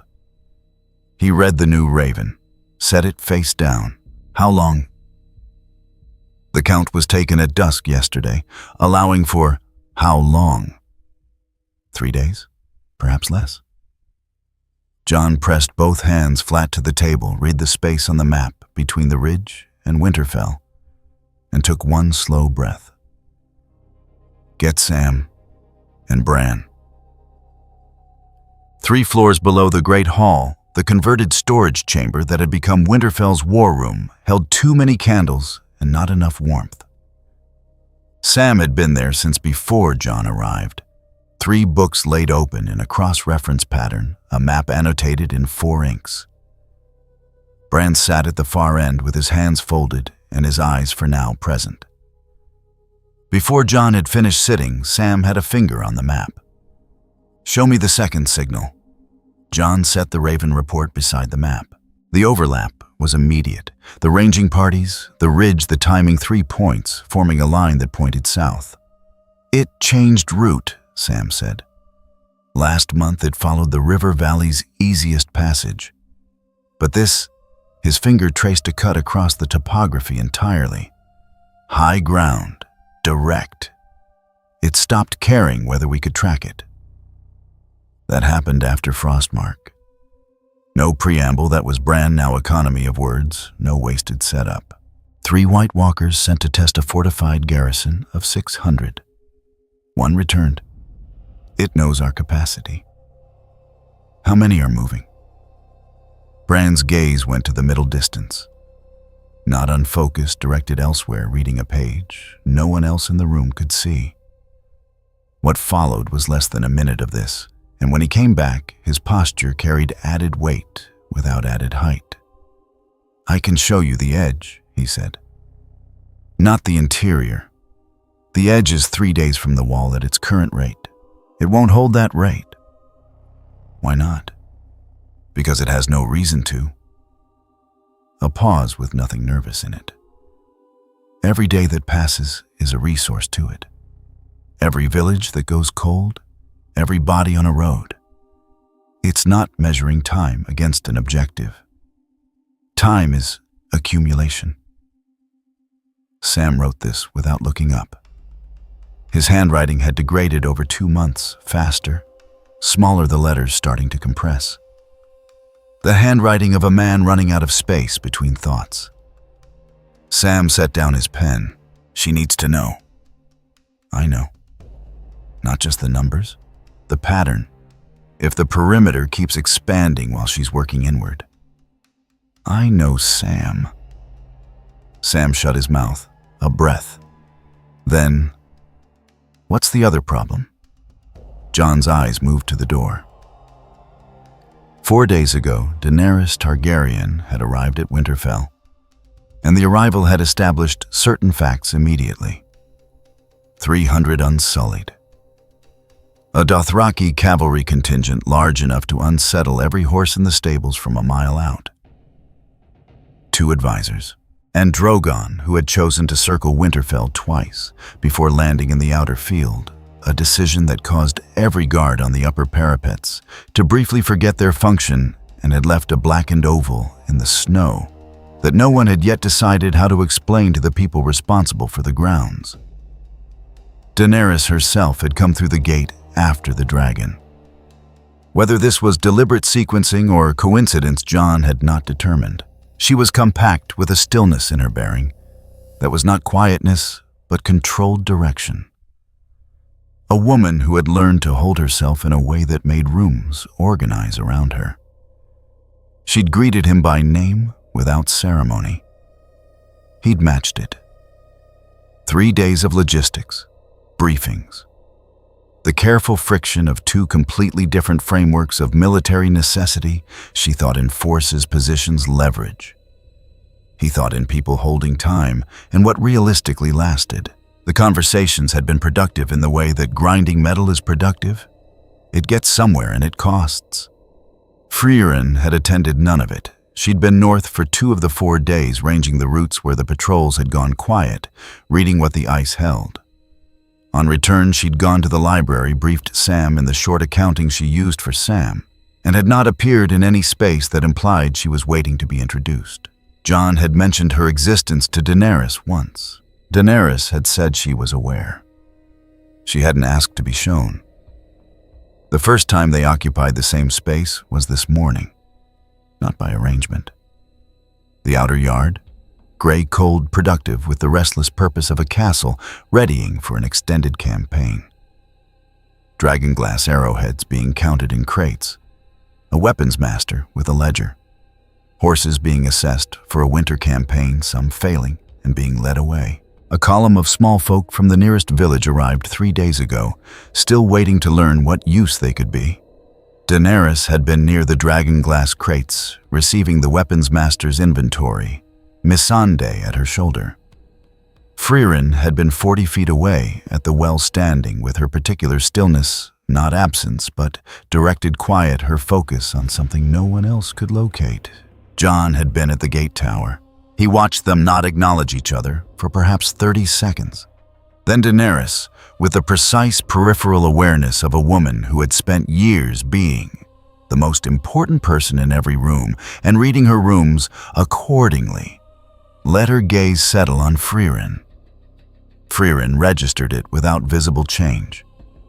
Then, with a brief deliberateness, she faced Daenerys across the yard. Neither moved. "You're the mage." Across 40 feet without raising her voice, in the tone of someone closing a gap in a ledger. "Yes. Daenerys Targaryen. I know." A beat. Daenerys held the response at a slight angle. Not irritation, but the precise recalibration of a woman who almost never received "I know" in that situation, and was deciding what it indicated. "I read the Frostmark account 3 times. It was not a complicated engagement. 40 tunt, 3 White Walkers. The rest were controlled. Frieren's voice was flat and not unkind. A controlled force loses coherence when the controller is removed. A converted one doesn't. The distinction matters for how you fight it. Daenerys let a beat pass, not slow, but building. And you removed the controller. 2 of 3. The third withdrew. Withdrew. The word sat differently in her mouth than other words. Not fled. No. Something shifted in Daenerys's expression. Not the small adjustment of absorbing a fact, but the larger motion of a mental architecture being revised. Then it's still out there, with everything it saw. It returned to the largest force concentration we know about and filed a complete report. Frieren turned back to the well. The next engagement will be built around whatever gaps it identified. Daenerys covered 4 steps toward her. Not aggressive, reducing the inefficiency of distance. You're describing it like it has staff. It has something more coherent than staff, Frieren said. Staff have rivalries, fatigue conflicting interpretations. What we're facing has a single-will total transmission and no friction between intent and execution. She paused. It doesn't need to defeat us. It only needs to outlast the difference between what we can hold and what it has. From near the gate tower, Jon did not move. Inserting himself at this moment would accomplish nothing useful. My dragons can cover ground. Your magic can't, Daenerys said. At scale? Yes. Frieren said simply. They can. Daenerys had been braced for argument. The agreement arrived without it. Then you're not. I'm not opposed to anything that reduces the number of dead. Dragons reduce the dead. Coordinated cavalry reduces the dead. Dragon glass and Valyrian steel reduce the dead. She faced Daenerys fully, then a direct assessment, no performance in it. What I oppose is treating sufficient firepower as though it constitutes a strategy. Daenerys held her gaze. A held beat the look of a woman who had been the unquestioned authority in every room she'd entered for years and was deciding how to work in a room where that was not the case. A beat. Then we build a strategy. Jon released a breath he'd been holding. Before noon, 4 scouts arrived from the northeastern approach within an hour of each other. Their accounts varied in detail and agreed in substance the advance was moving on high ground, not following the valleys. The front previously estimated at 3 days out had compressed. 2 days. Perhaps less. Sam heard this in the map room, went directly to Bran. Bran was already in the corridor outside, which Sam had stopped finding eerie and started treating as useful scheduling. It accelerated. After Frostmark, Bran's delivery was even. It decided we would use the time to consolidate. It decided the better choice was to not give us the time. A pause. That's not instinct. That's assessment. I know. Sam had been building a parallel picture for 6 weeks, not the tactical patterns Frieren held those, but the structural ones, the patterns that indicated motive rather than method. He spread his notes. The large marker north of the wall, still active? Yes. Is it the source of the network, or is it a relay point? Bran went still, in a particular way, not interrupted, but careful. Holding a question before answering it, making sure he'd understood what it was actually asking. What makes you think there's a difference? Because if it's the source, the network fails when it falls. But if it's a relay, Sam drew a line on his notes connecting 2 points. Then the source is somewhere further back. And what we see in the north is not the origin. It's the forward edge. And the lure. They held that. I need to look further than I've gone. You said that 2 weeks ago I didn't have the right question. He held Sam's gaze with the rare deliberateness he used when he needed to be certain the other person had heard him. The question shapes where I look. Ask me what I find what. Ask me why I find why. You've been giving me the right question for the first time. Sam wrote this at the bottom of his notes and put a box around it. The attack came in the afternoon, and not from any direction anyone had screened. The northeastern scouts had repositioned at midday. The western fields were covered by Dothraki cavalry, cold, miserable, but fast on open ground, which the western approach provided. To the south, 8 miles of open King's Road defensible in daylight, the supply convoy running dragon glass to the forward positions. The south. 43 people horses, 3 wagons. The fog materialized in under a minute low to the road, running against the wind, which was not something fog did, and the 2 lead riders who had not turned their horses immediately were simply gone. Swallowed before the column had organized a defensive ring. The escort commander, a woman named Idra, put 12 soldiers around the wagons and sent 1 rider back to Winterfell. 1 was all she could spare. The circle held for 3 minutes. Then the fog thickened, and the circle contracted, and 3 minutes became 2, and the horses were screaming. Drogon raised his head before the rider reached the gate. Jon was in the outer yard when it happened. The dragon's head lifting from its rest, a shift in state rather than an alert. And then the sound it made low and physical, a frequency you felt rather than heard. Daenerys was at Jon's side before the sound had finished. South. How? He senses the horses, already moving. The convoy. The rider came through the south gate as Daenerys reached Drogon's neck, and the report he delivered was already out of date by definition, a situation 8 miles away, described as of 20 minutes ago, developing continuously. Jon watched Drogon rise above Winterfell's towers in the gray afternoon light, and did the 2 calculations he always did when a dragon moved, what it would destroy and what it would save. Then a second scout arrived from the northeast main force, accelerated not 2 days, not overnight this afternoon, and the calculations changed shape. He shouted for his horse. Then Frieren reached the convoy before Daenerys did. She had left on foot at the first rider's arrival, at a pace that covered 8 miles of winter road, faster than a horse at canter. Because she was not subject to terrain or the horse's specific incapacity for moving toward things that frightened it. She heard Drogon before it came into view, an atmospheric displacement that preceded sound, vast and directional, and stepped to the road's edge as the dragon swept overhead low enough to push the snow flat in a ring around her. What she arrived to a defensive circle of 12 around 2 standing wagons, and 1 overturned the fog thinning at the outer edge and still dense at center.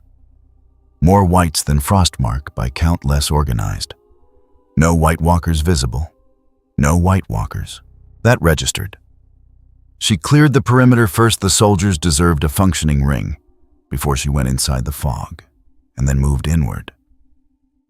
The fog was a medium, not cover. The temperature in it was carried not ambient generated, rather than geographic. She traced it to its center. Not a White Walker. A white of different construction, denser, larger, built to a specification she had not seen on a battlefield before, but had suspected from the relay signatures she'd been reading in the ice for the past month. The resonance was unmistakable. The signature of a deliberate working rather than a conversion. A relay mobile. Designed to extend directive range and generate atmospheric conditions favorable to the forward force. She had 4 nights of library work on a counter to exactly this architecture. 20 seconds of examination reading the working before dismantling it was methodology, not caution. And then she applied the counter and the relay came apart in a way that was thorough and without drama. And the fog began collapsing from every edge simultaneously and the whites inside it lost whatever had been supplementing their direction and became only whites. The 12 soldiers handled what was left. Idra found her crouching over the dark mark on the road where the relay had been. The fog. Idra was bleeding from the forearm, not badly, but she had the focused flatness of someone holding themselves together by precision. That's theirs. Yes. They've never reached this far south. Not in daylight. No. Frieren stood. Get your cargo back to Winterfell. The main force is 2 days out and moving faster than that. This was a probe. For what Frieren considered the mark on the road. To see whether I'd respond, and how fast, and from which direction. A beat. They know now. Yes. Drogon landed in the field to the west as the last of the fog finished dropping, and Daenerys came down with the efficiency of someone who had dismounted a dragon 1,000 times and had no remaining feelings about the height. She surveyed the soldiers, the wagons, the whites no longer in motion, the dark mark on the road. Then Frieren, crouching over the mark. You took it apart. A mobile relay. Generates atmospheric cover and extends directive range for the surrounding force. Frieren straightened. Fixed relays have been in the ice since midsummer. This is the first mobile deployment. Meaning the network can move. Meaning the anchors we identified in the north are not the limit of the system. They're fixed points in an architecture that also has mobile components. The engagement we planned advance on the fixed anchor, cut the network at its largest node, is built against a structure that's already been modified. She met Daenerys' gaze directly without edge. We need to revise our plans. Daenerys held a breath. Processing not slow. When did you know about mobile relays? I suspected for 3 days. I confirmed it 20 minutes ago. Jon should have... She cut herself off. Started again. 3 days ago, this information should have been in the council. I gave him the suspicion. Suspicions aren't briefings. Frieren wiped her hands on the inside of her cloak. When I had the confirmation, I was 8 miles from the castle, dealing with it. A held beat. Then Jon arrived at the canter, his horse blowing white in the winter air, and read the scene in the practiced way that was his specific skill: who was alive, who wasn't, what had happened, and what the faces of the people he trusted were telling him about what it meant. Whatever had just passed between the 2 women in front of him had not been a fight and had not become an agreement and was going to carry weight for months. Report. Frieren reported it cleanly. Daenerys added the aerial view. Jon took it in. The stillness he held when recalibrating a half-second compression, very small tightening at the eyes, and then he looked at the sky above the road, which had been getting dark too early for 2 weeks, and was doing so again now. If they can reposition the relay network, he said, they can redirect the attack vector at will. Yes. We've positioned for a fixed front. Yes. He looked at Daenerys. Your cavalry can redeploy. Not before nightfall. Not before nightfall, he agreed. He held a beat, looking between them, 2 very different kinds of power that he did not control and could not command, only request, and arrived at the one thing he had always been able to do, which was name what was true. We need new plans, all 3 of us, tonight. Neither objected. Das sound... Winterfell's council chamber held maps, candles burning lower than they'd started, Sam's notes in 3 stacks, with a 4th accumulating. Bran's hands flat on the table, in the attitude of a man recently returned from a great distance. What aren't you saying? Sam looked up. I haven't verified it. Sam. The large marker north of the wall. Sam glanced at Bran, who gave a slight nod. It's not the source. Bran examined it with the new framing, and it's a relay point. A very large one positioned to look like the origin. He set down his pen. The source is behind it. Bran couldn't reach far enough to find where. The room was quiet. Daenerys' hand rested on the map. She'd been in the briefing for its full-length building. As she listened, Jon had watched her do this over 4 days, the full attention she brought, nothing discarded until she decided what to do with it. No fixed point of failure, she said. No single cut that ends it. There is always a center. Frieren spoke from near the window without turning. What we've established is that the center is further back than our current reach. That changes the path. Not the question. She turned. I need more data on the relay architecture. What happened on the road today gave me one data point. One more engagement with the conditions I've been building toward, and I can trace the network back to its origin. One more engagement? Yes. Large. They'll have accounted for what I did today. She met his gaze. They'll bring more, and they'll configure it differently. I need to be inside that configuration to read the full relay map. Jon fixed on Sam's dark line on the map, the estimated front 2 days out and accelerating. He thought about what Frieren had said on the road from Frostmark, the anchor north of the wall. The army that would hold until the anchor fell, and placed that against what Sam had just told him, which was that the anchor was a relay, which meant the real anchor was somewhere further back, in the dark patient outside their current ability to reach. The night doesn't end. Not yet. Rest. To the room, to himself partly. Tomorrow we build a plan that accounts for a source we can't yet see. Tonight we've run as far as our information goes.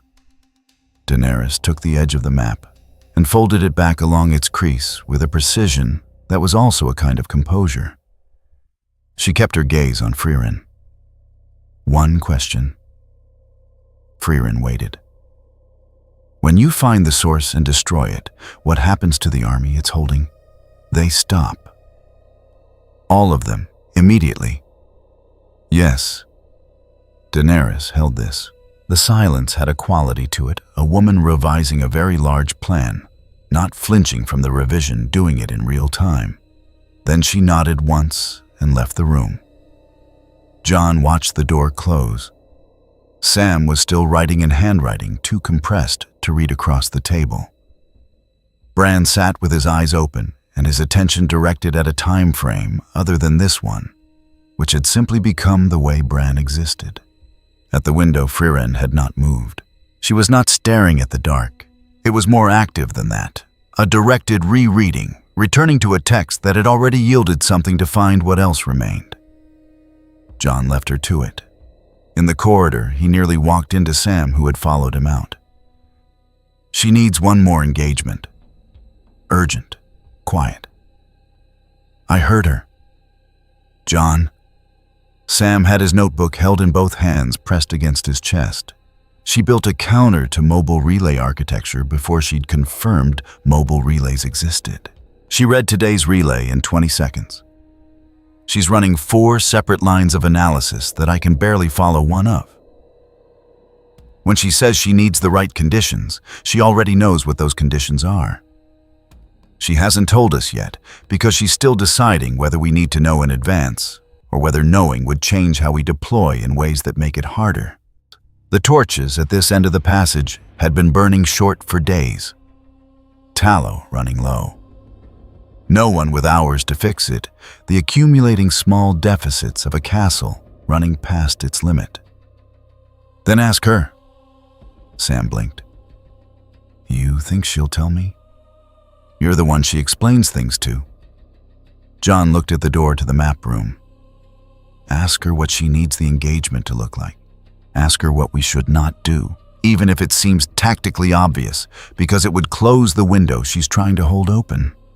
He paused. She won't refuse that question. She'll answer it once clearly, and then she'll stop talking. Sam stood in the corridor for a moment, notebook pressed to his chest, looking at the map room door. Then he went back in. Through the gap before it swung closed, John caught one image, Frieren, at the window, lit by 2 candles, reading the dark outside, with the absolute patience of someone waiting for the dark to show her what it held. The door closed. John walked the length of the corridor toward the outer stair, and behind him, Winterfell settled into the sounds of a castle that had given up pretending it would sleep. The first thing after a battle always was the counting, not of the victory. Victories were counted later in letters in songs.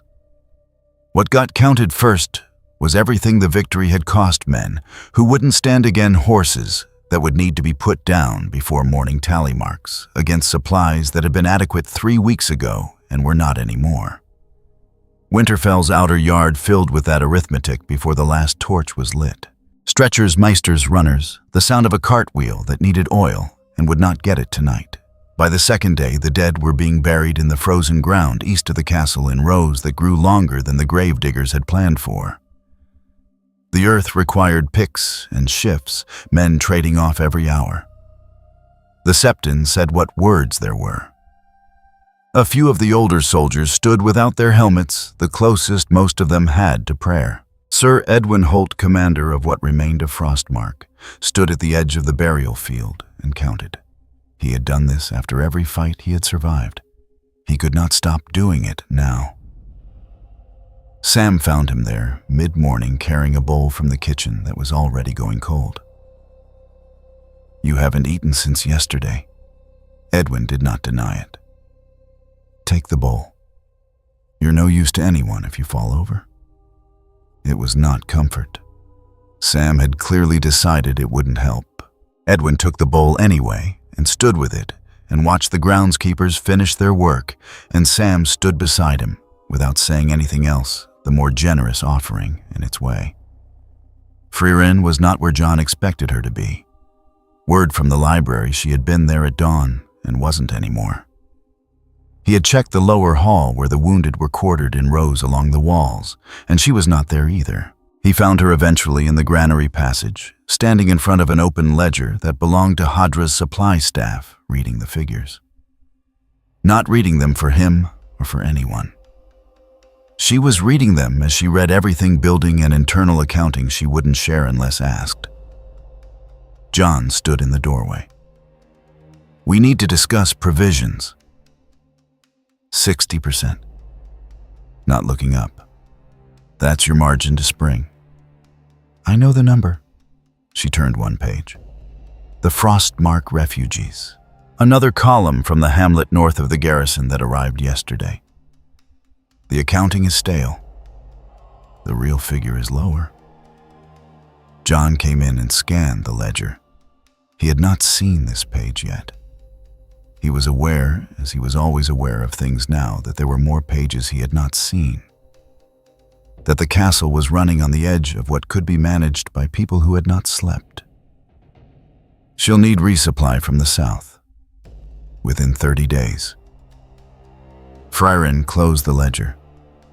Yes, John had stopped expecting her to offer solutions she hadn't been asked for. The provisioning meeting was waiting. He left, and behind him, the granary passage held the accounting that does not improve from being counted twice. Hadra presented the numbers to John and Daenerys's combined supply staff at midday. In the voice of a woman who had run the figures so many times, she had arrived somewhere past feeling about them. Resupply from the south within 30 days, or we reduce by approximately 300. She did not flinch at the word reduce.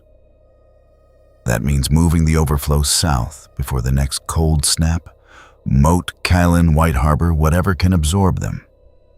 Alternatively, non-combatants eat last. I'd put that option second. Daenerys' steward asked about the Dothraki horses. Hadra turned to that page of the ledger. John watched Daenerys across the table and saw her do what she often did. When information conflicted with what she'd planned, hold her face still and let the revision happen somewhere behind it. She had come to Westeros to reclaim a throne. She had come with 3 dragons and armies she had freed, and a name that was supposed to mean something. She had not come to discuss which horses could be slaughtered to offset a grain deficit. 2 days.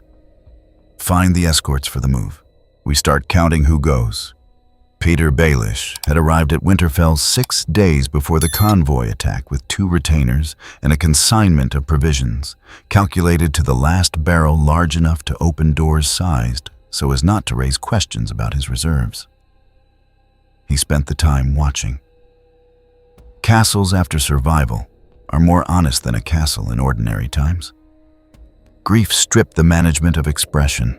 He watched who stood close to whom, who ate with whom, who moved through the yard at dawn, when they thought no one watched all of it as honest as a letter opened by accident, except no one had bothered to seal it. Winterfell was fracturing along the lines he'd expected, and one line he hadn't. Expected the friction between Northmen and Dothraki small incidents compounding. The Unsullied's blankness, which the northern soldiers read as contempt. The food shortage producing a useful current of resentment below the surface of every meal. The unexpected line was Frieren. Fear was expected. This particular texture of it was not. Everywhere she moved through the castle, a silence opened ahead of her. Not threat assessment, not the noisy discomfort of pretending nothing was wrong, but older. The guards who'd fought alongside her at the field would nod if she passed close, a muscle memory of gratitude, but they didn't speak to her, and they didn't hold her gaze. The small folk who'd seen the field from the walls told stories about her as they told stories about floods. Something enormous that had happened to be useful this time. Too large to fit in any familiar place. That was the phrasing he'd arrived at after watching 4 evenings of it. By the 5th evening, he began working with it, not by speaking it directly, by positioning it where the right ears would arrive at the conclusion themselves, a word to a castle steward about the damage to the southern road. Accurate factual missing only the context that explained why the damage had been acceptable. A question posed to a garrison sergeant about standing orders in the event the mage acted outside any sanctioned command structure, a question with no answer, designed to reproduce in the mind of anyone who heard it. A note sent south through his own courier not to King's Landing, but to a careful intermediary accurate in its facts and entirely misleading in its ordering of those facts. On the next day, he found Lord Cerwyn. Cerwyn had a genuine grievance, displaced from his seat by the evacuation order, sleeping in a servant's room, watching his household provisions absorbed into the castle's general pool. His anger was real. Peter had simply given it a more specific address. The woman who had no lord, who answered to nothing, who had destroyed the King's Road clearing a relay she decided warranted destroying, whose current agenda no one in the castle could account for, including the men who'd ridden south with her. Cerwyn had, as expected, repeated this in company. What Peter had not fully calculated was who was in that company. Sansa had been reading the castle for longer than Peter Baelish had been in it. Not because she was faster than him, she had no illusions about that, but because she was looking for this specific shape of move, and she knew what it felt like from the inside. She had been the target of it for years, a truth stripped of context, positioned where it would do the most damage, arriving through a channel that made it seem like it had generated itself. She traced it in 2 days. The steward who'd received the road story. The garrison sergeant who'd been asked the question with no answer. The account of Cerwyn's new conviction about Frieren and the conversation in which it had arrived. Her household had been copying correspondence incoming and outgoing routine by now, not strategy, and Peter's note to the intermediary was in the stack. She thought about Frieren, not warmly assessed as she assessed any force she could not fully account for, without fear as the primary register. She had studied the Frostmark accounts. The part that had stayed with her was not the scale of the destruction, but the walker that had withdrawn the one Frieren had decided was not worth pursuing in that engagement. Cost-benefit calculation. That was a person who could be predicted. Peter Baelish had been calculating against everyone around him for years beyond what she cared to count. His calculations had gotten her sold to Ramsay Bolton. The order of threat had a clear answer. She sent for Arya. Arya came immediately, which meant she had been nearby, which meant she had already been watching. Serwyn. Who told him? I've been trying to find out. Sansa laid out the documents. Arya went through them quickly, not skimming, genuinely reading the fast, precise intake of someone who had spent years learning to extract meaning from minimal information. She set down the note to the intermediary. Arya let it sit. Yes. And this is the move he chose. Not information to sell south, not leverage for himself. He used the fear about Frieren. Because the fear about Frieren is real and justified. That's what makes it useful. He doesn't manufacture the material. He just gives it direction. Arya was quiet, not empty deciding. Serwyn will name him. Serwyn will name him if he understands that naming him is preferable to being associated with what he was used for. Sansa picked up her pen. 2 evenings to build the account properly, so the witnesses hear the full shape of it and nothing gets questioned afterward. 2 evenings. Arya didn't like it. She did it anyway, the part that had always mattered about Arya, not the instinct which was often correct, but the discipline she'd built around it. On the evening of the second day, Sansa laid out the full accounting in the presence of witnesses. She had chosen carefully Sir Edwin Holt, who had commanded at Frostmark, and whose word no northern lord would contest. A maester whose record-keeping was meticulous.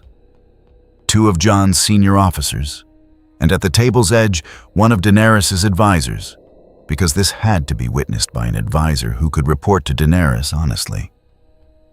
She presented the steward, the sergeant. The note, the account of where Serwyn's conviction had originated, each item with its provenance. She did not editorialize. She let the documents describe the shape of what had been done. Peter listened to all of it with the composure of a man watching a performance he had contributed to finding the ending had been changed without his knowledge. Sansa, he said when she was done, in the tone he used when he wanted her to feel young. Lord Baelish, she said, in no tone at all. What he had not calculated, and she watched him recalculate, watched the small, precise revision happen behind his eyes, was Arya in the corner. Not positioned for threat, just present. The stillness of a person who had stopped needing to perform readiness, it had become the resting state. He tried 3 separate angles.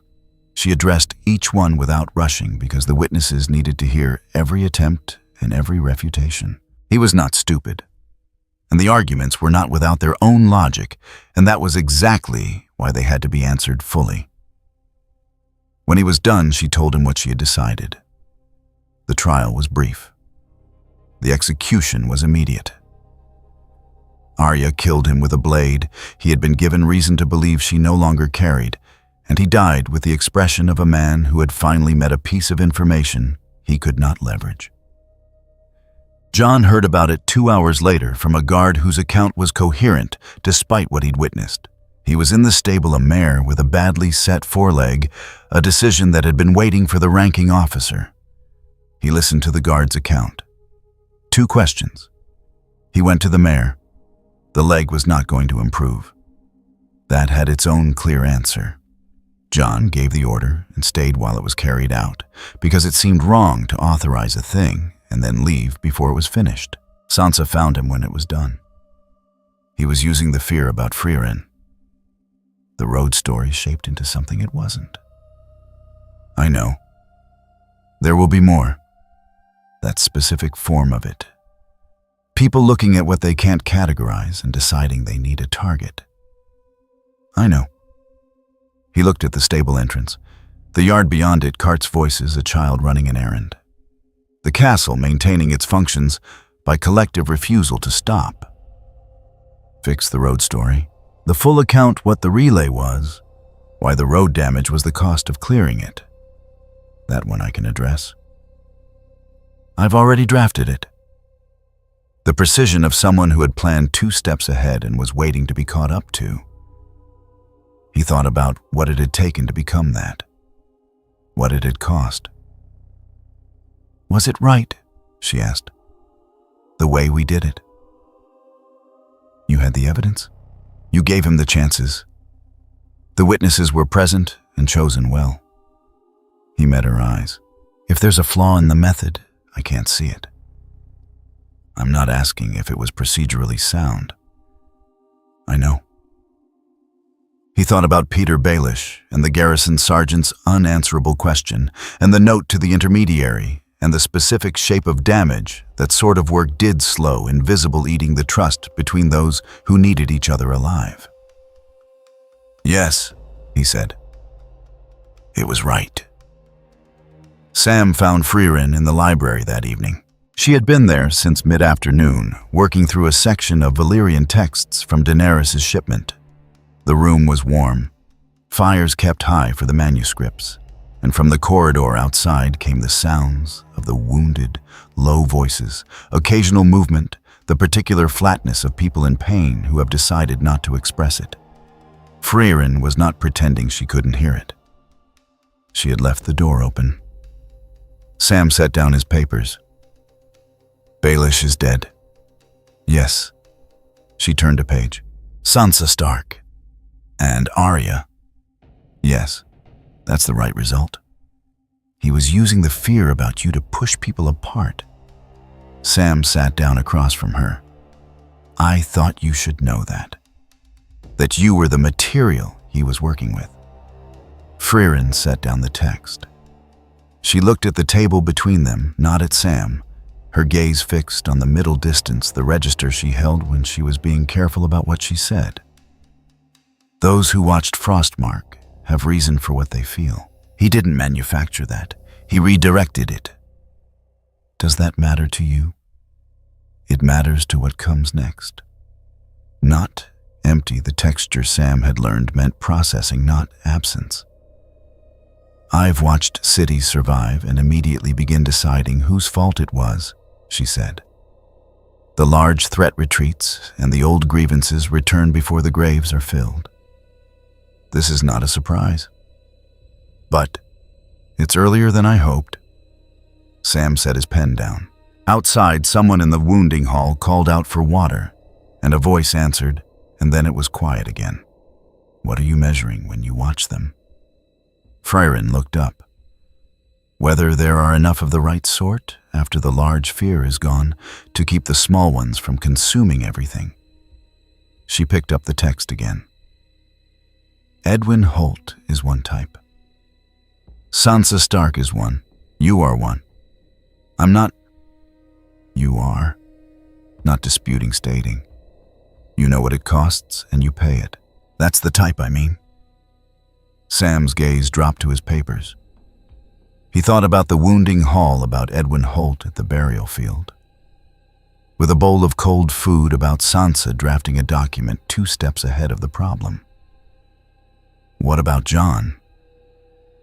Jon is doing the harder version, trying without certainty it will work. The most honest form. A pause. Whether honest is enough, I don't know yet. Sam wrote nothing down, which was unusual for him in this room. Will you leave after, when it's finished? I always leave. And if it got bad again?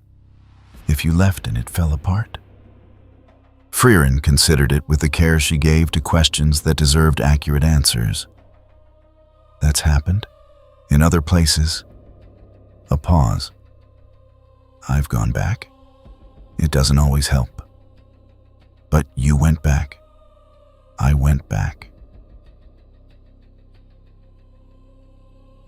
A quiet settled after that, the sort that wasn't uncomfortable. The fire ran, The corridor outside continued its low sounds. Sam eventually reached for the gray Valyrian compendium, which he had been meaning to ask about. Page 47. There's a footnote older hand than the main text. Heinane walked into Einsam. He had been mispronouncing it, he knew, and he knew she knew. I've been trying to understand what it means. Frieren reached across and took the compendium. Found the page. Sam watched her go through the footnote, watched her go through it again. Watched her face do what it rarely did, which was register a shift without fully controlling it. That's not a name, she said. It's a description of a method. What method? One that should not be in a Valyrian footnote. She set the compendium down slowly. Who compiled this collection? I don't know. The provenance is incomplete. I haven't been able to trace it past 3 transfers of ownership. Find out. The way she said things that mattered, not a command, not a request, a direction with weight behind it.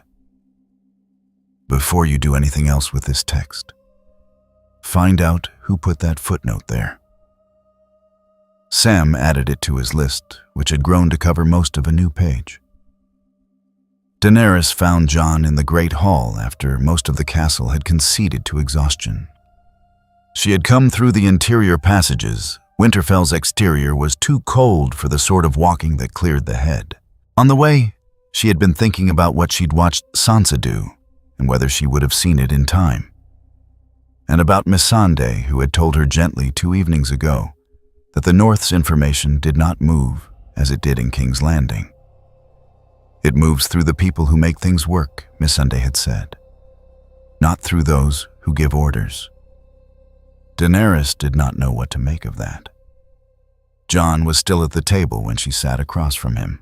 He had the appearance of a man who had been running numbers, and the numbers kept refusing to come out differently. The food. The food, the road, the burials. Serwyn. He turned his cup. Baelish.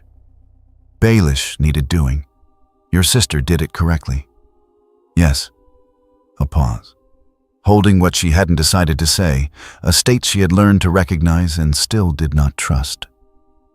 Then, the North does not run on the logic I know. Not a complaint, a fact I'm trying to account for. Her gaze moved across the empty hall.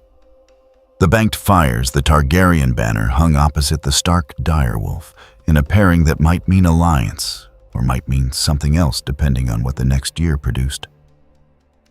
I came here for what is mine. I still believe that's right. But I've been watching how this castle functions, and I keep arriving at the same conclusion. Jon waited. That the ones who will decide whether Westeros survives what comes next are not the ones sitting on thrones. She said it without inflection, as a fact she was still working out the full weight of. And I don't know what to do with that yet. Neither do I. He ran his thumb across the rim of the cup. You're better at operating without knowing than I am. I'm used to it. He set the cup down. You have Missandei, and Tyrion when he arrives. Tyrion sees most of it, she agreed, a complicated pause. He's very capable of seeing it and still not preventing it. That's not exclusive to him. Jon didn't answer. He didn't have an answer. They sat with the fire on one side and the cold pressing at the high windows on the other, and the hall around them held its own silence, not empty, but occupied by everything that was not being said. After a while, Frieren told Sam what she needs, the conditions for the engagement. He briefed me, and some holding that position will not come back from it. Yes, she knows that. Jon's voice was flat. That's almost harder. That she's not pretending? Daenerys studied him. How many? 50 to 80 if the timing holds. More if it doesn't. Then we make sure the timing holds. She waited. Yes, he said. She stood. adjusted her cloak with the small, deliberate precision that served as composure when other things failed. Sleep, Jon Snow. Not unkind. She walked the length of the hall and out. He listened to her steps diminish toward the Targaryen banner's end of the castle, and then there was only the fire and the cup and the numbers that wouldn't change. Outside, snow had begun again. Not the driving assault of the worst nights, but a steady, patient fall that made no announcement of itself. By morning, it would cover the burial field, east of the castle, the fresh mounds, and the old ones, everything under the same even white. The large fear had retreated one step. Into the space it left, the small fears had already moved. That was the thing about surviving, Sansa had written in her letter to the Eastern Lords that evening, in the careful language of a woman who knew how every word would be read.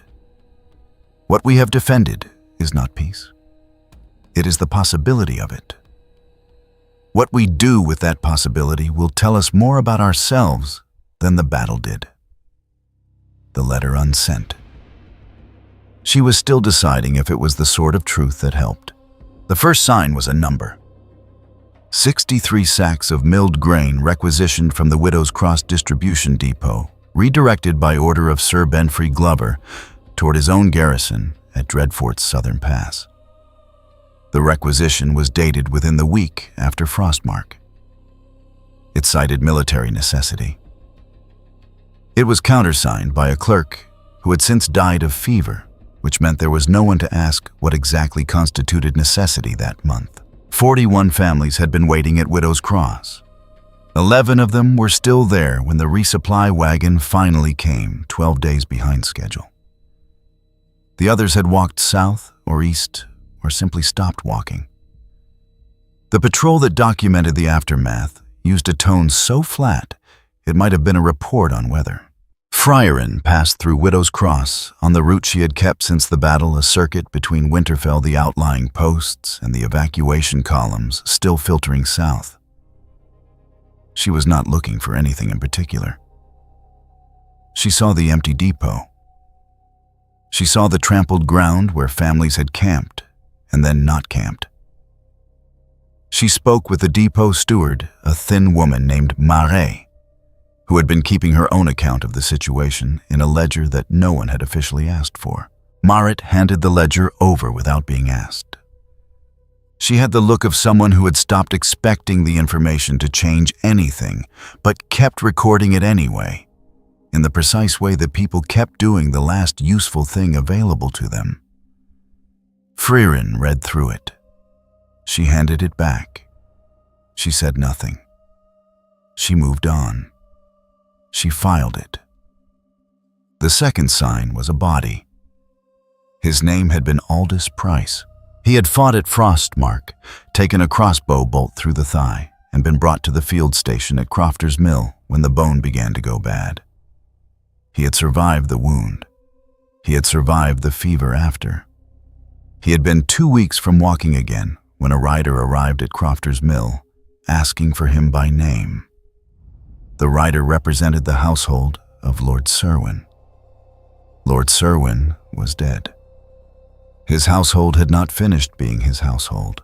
Aldous Price had given testimony at Baelish's judgment, small testimony, one account among many. But his name had been recorded, and the record had found its way to people who had reasons to want certain records simplified. The rider asked for him with the patience of someone who had rehearsed the request. The Maester on duty refused. The rider left. 6 hours later, 4 men arrived at Crofter's Mill who were not wearing any house colors at all. They did not ask.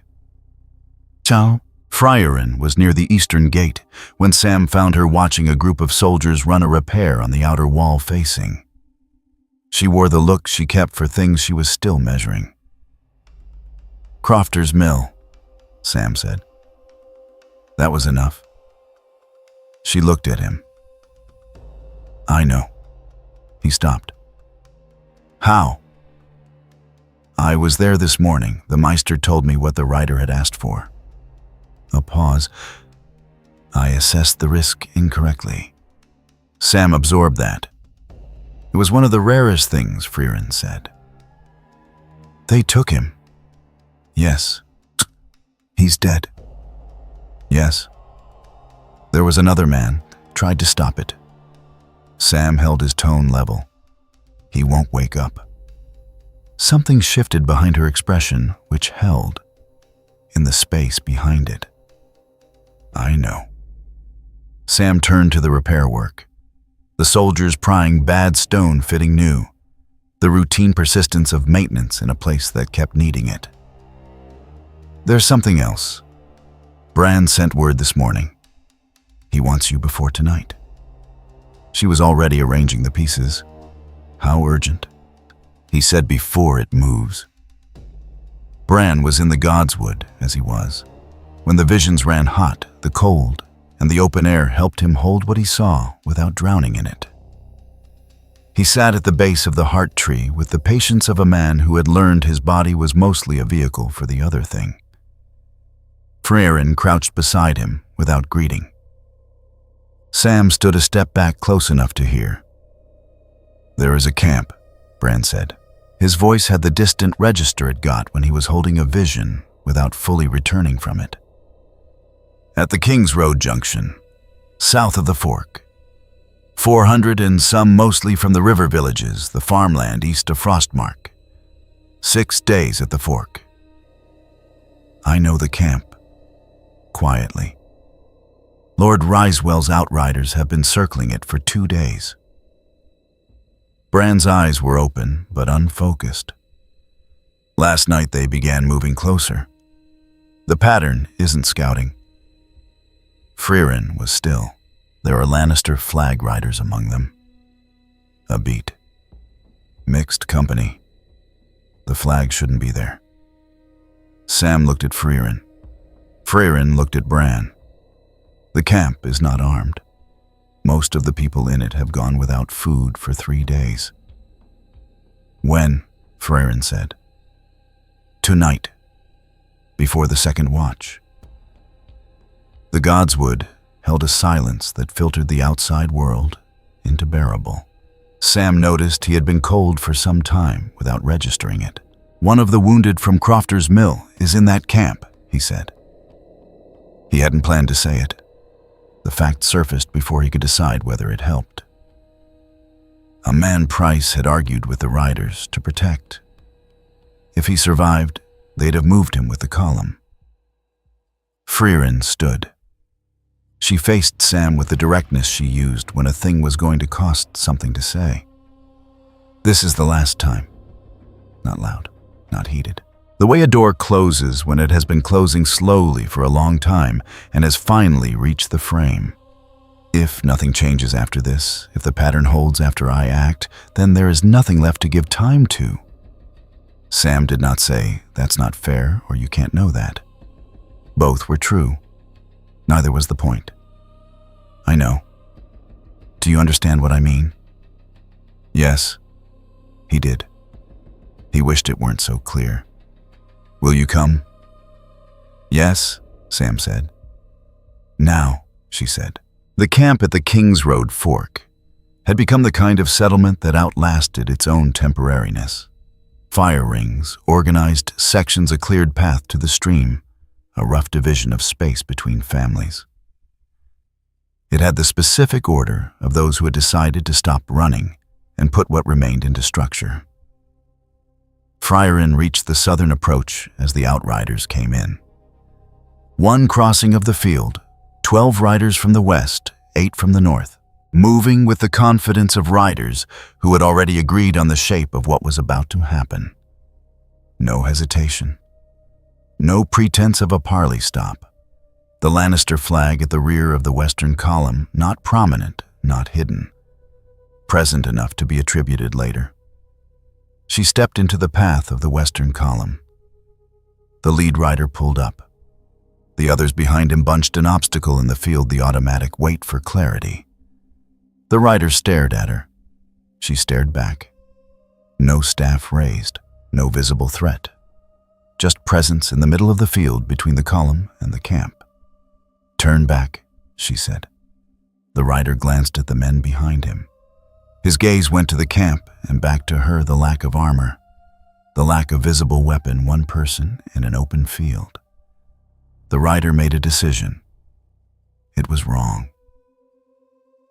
What followed took less time than it took the northern column to reach the camp's edge. The western column did not reach the camp. The riders were not dead. Frieren had not killed them. They were on the ground, and the field horses scattered the scatter that horses make when the air around them becomes something horses find deeply wrong. The men were conscious. Most of them would have headaches for a week. The northern column saw this from 200 yards and did not come further. But the northern column had already acted. Frieren learned this from a woman near the camp's northern edge who was making a sound with no words in it. 4 others were with her doing the inadequate things that words do not cover. There was a boy. He was not alive. The northern outriders had not attacked the camp directly. They had swept the northern perimeter, a fast pass, Torches the movie designed to send people running south into the western column. Except the western column was not there. So the camp ran into Frieren instead, which was its own confusion, and most of them drew up short when they saw her, and most of them were unhurt. The boy had not run with the others. He had been in a cart with his mother near the northern edge. The cart was in the path of the sweep. The outriders had not adjusted. His mother was the woman making the sound. Frieren stood at the camp's edge. The northern column had withdrawn into the dark. The western riders were still sorting themselves in the field. The camp was shaken, frightened, mostly intact, 400 people more or less alive, and terrified rather than 400 dead. Most of it was over. Not all. She had reached the camp in time to prevent what the riders had planned. Not in time for what had happened before the plan began. Sam reached her an hour later, having ridden hard, when her silence stretched past the point of reassurance. He found the camp still lit, still gathered in clusters, slowly working out what had happened and what came next. Frieren was at the eastern edge, facing the field. The King's Road junction in the distance. The faint glow of a fire in the far distance. Signal or not, Sam took up a position a few paces behind her and waited. "The Lannister flag," she said without turning. "It was there because someone wants a war between the North and the Reach. The blood tonight would have been attributed. The account would have been carried in a particular form." A pause. "The conditions for the next conflict are already being built before this one has been properly finished." "Cersei," Sam said. It wasn't a question. Working toward Cersei's interests, not necessarily her directly. She. It doesn't matter who is threading the needle. The needle is moving. Sam turned toward the camp. The fire rings. The families still holding their sections, despite everything. "What will you do?" The answer was not the one he'd feared and not entirely the one he'd hoped for. The Outriders are Ricewell's bannermen. The Lannister flag riders came from east of the King's Road. Those are directions, not names, but they narrow. She faced him. "I'm going to find the hands that ordered this. Not the riders. The hands." Sam thought about what that meant. And then, remove them from the board. Not kill them. Remove them from the board. Sam registered the distinction and did not ask for clarification because he understood it and understood equally that asking would accomplish nothing. "Jon needs to know." "Yes, go tell him." "And Daenerys." Frieren considered this. "Tell Jon first. Let him decide how to tell Daenerys." A pause. "She will agree with what I'm going to do. That is almost more troubling than if she didn't." Sam thought about Daenerys at the briefings, the patient iron of how she processed each new thing this continent could become under the right governance. He thought about what Daenerys would do if handed a map of exactly which houses had ordered the camp swept. The difference between what Frieren meant by remove them and what Daenerys would build in the space afterward, Sam kept that close. I'll tell Jon first. Frieren nodded once. Sam. The boy's name was Aldrich. Her voice was the same even register she used for everything, and whatever was in it passed through anyway. Find out if he had family beyond the mother. Make sure they are counted. Sam added it to his list. He rode hard for Winterfell. Jon was awake, had not in truth slept, when Sam reached the castle. Jon listened to the full account without interrupting. Then how many riders, which banners confirmed was Frieren still in the field? Sam answered all of it.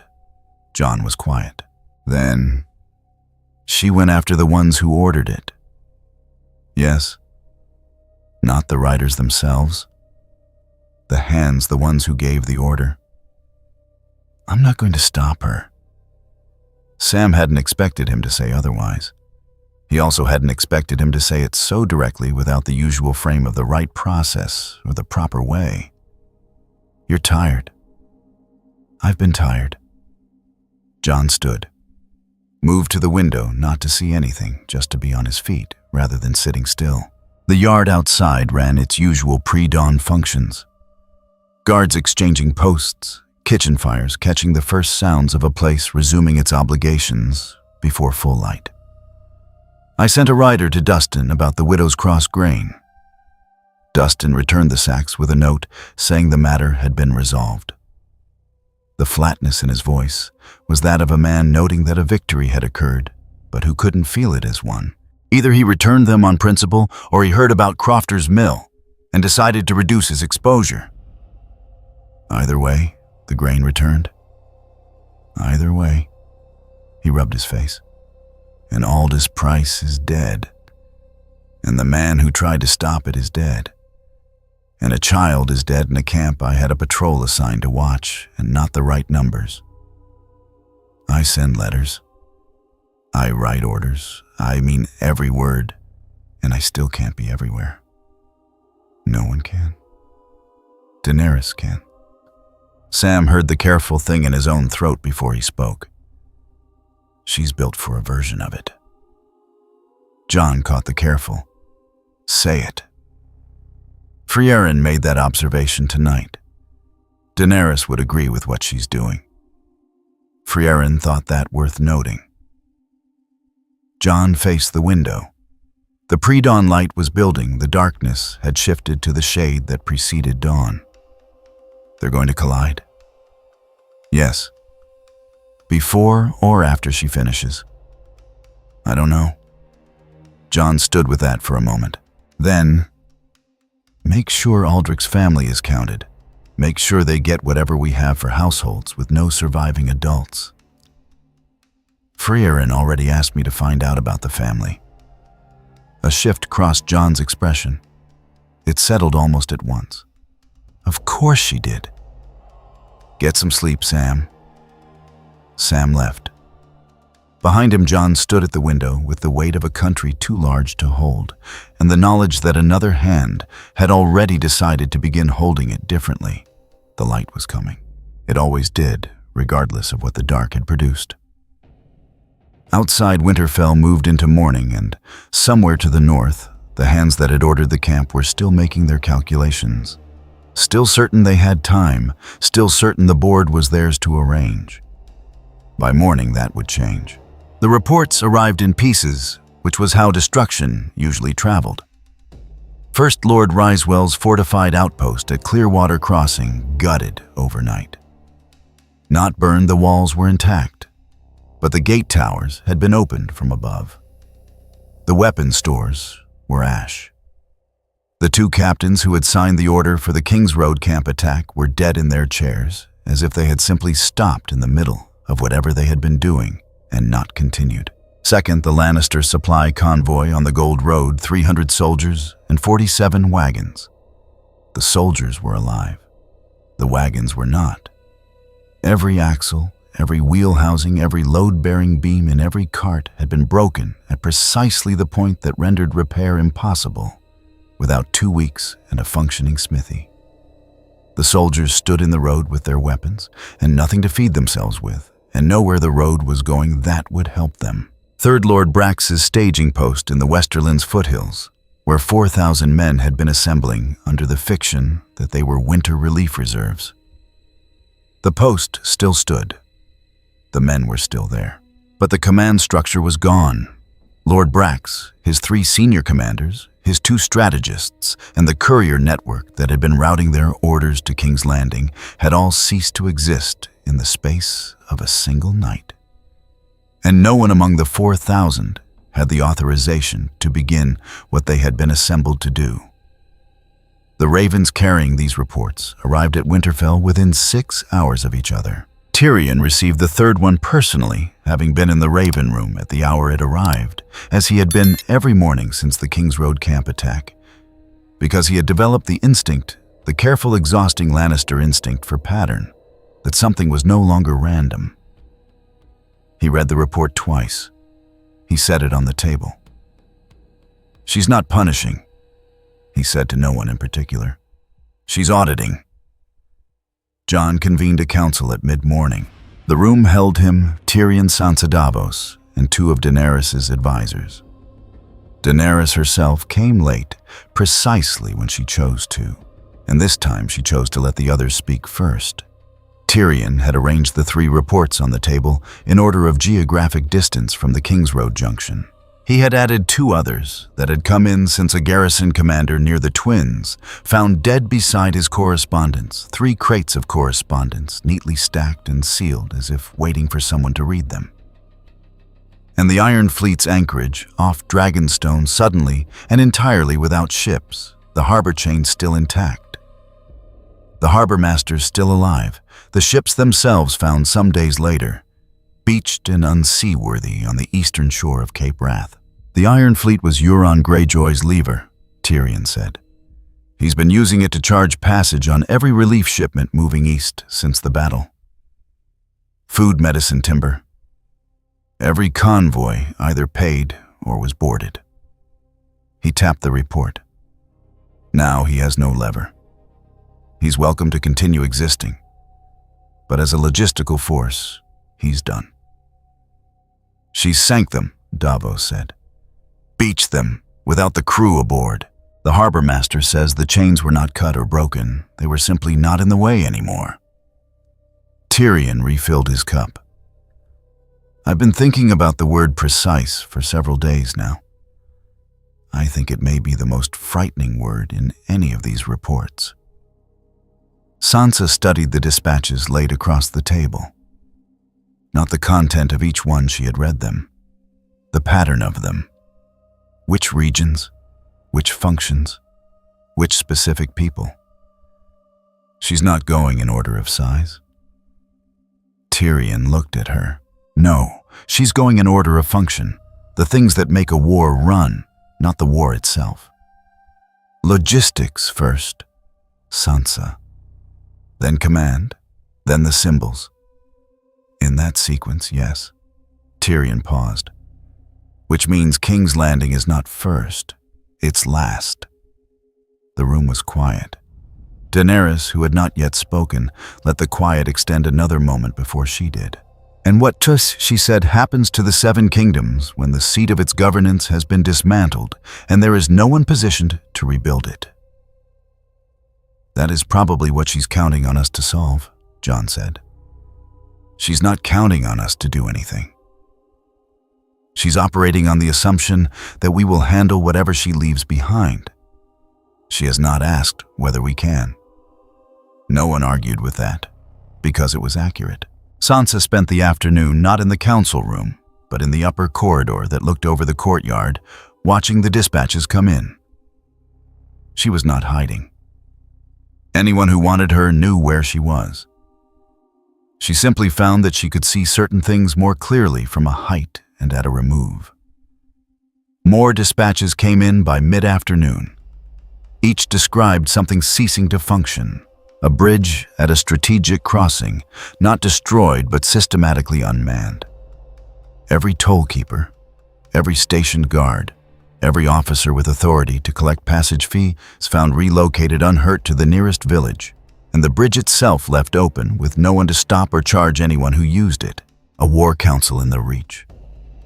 12 men who had been planning a strike on Highgarden's grain stores. Their horses freed their maps, burned themselves locked in their own meeting room with enough food and water for a week and a door that had been sealed in a way no one in the castle had yet managed to unseal.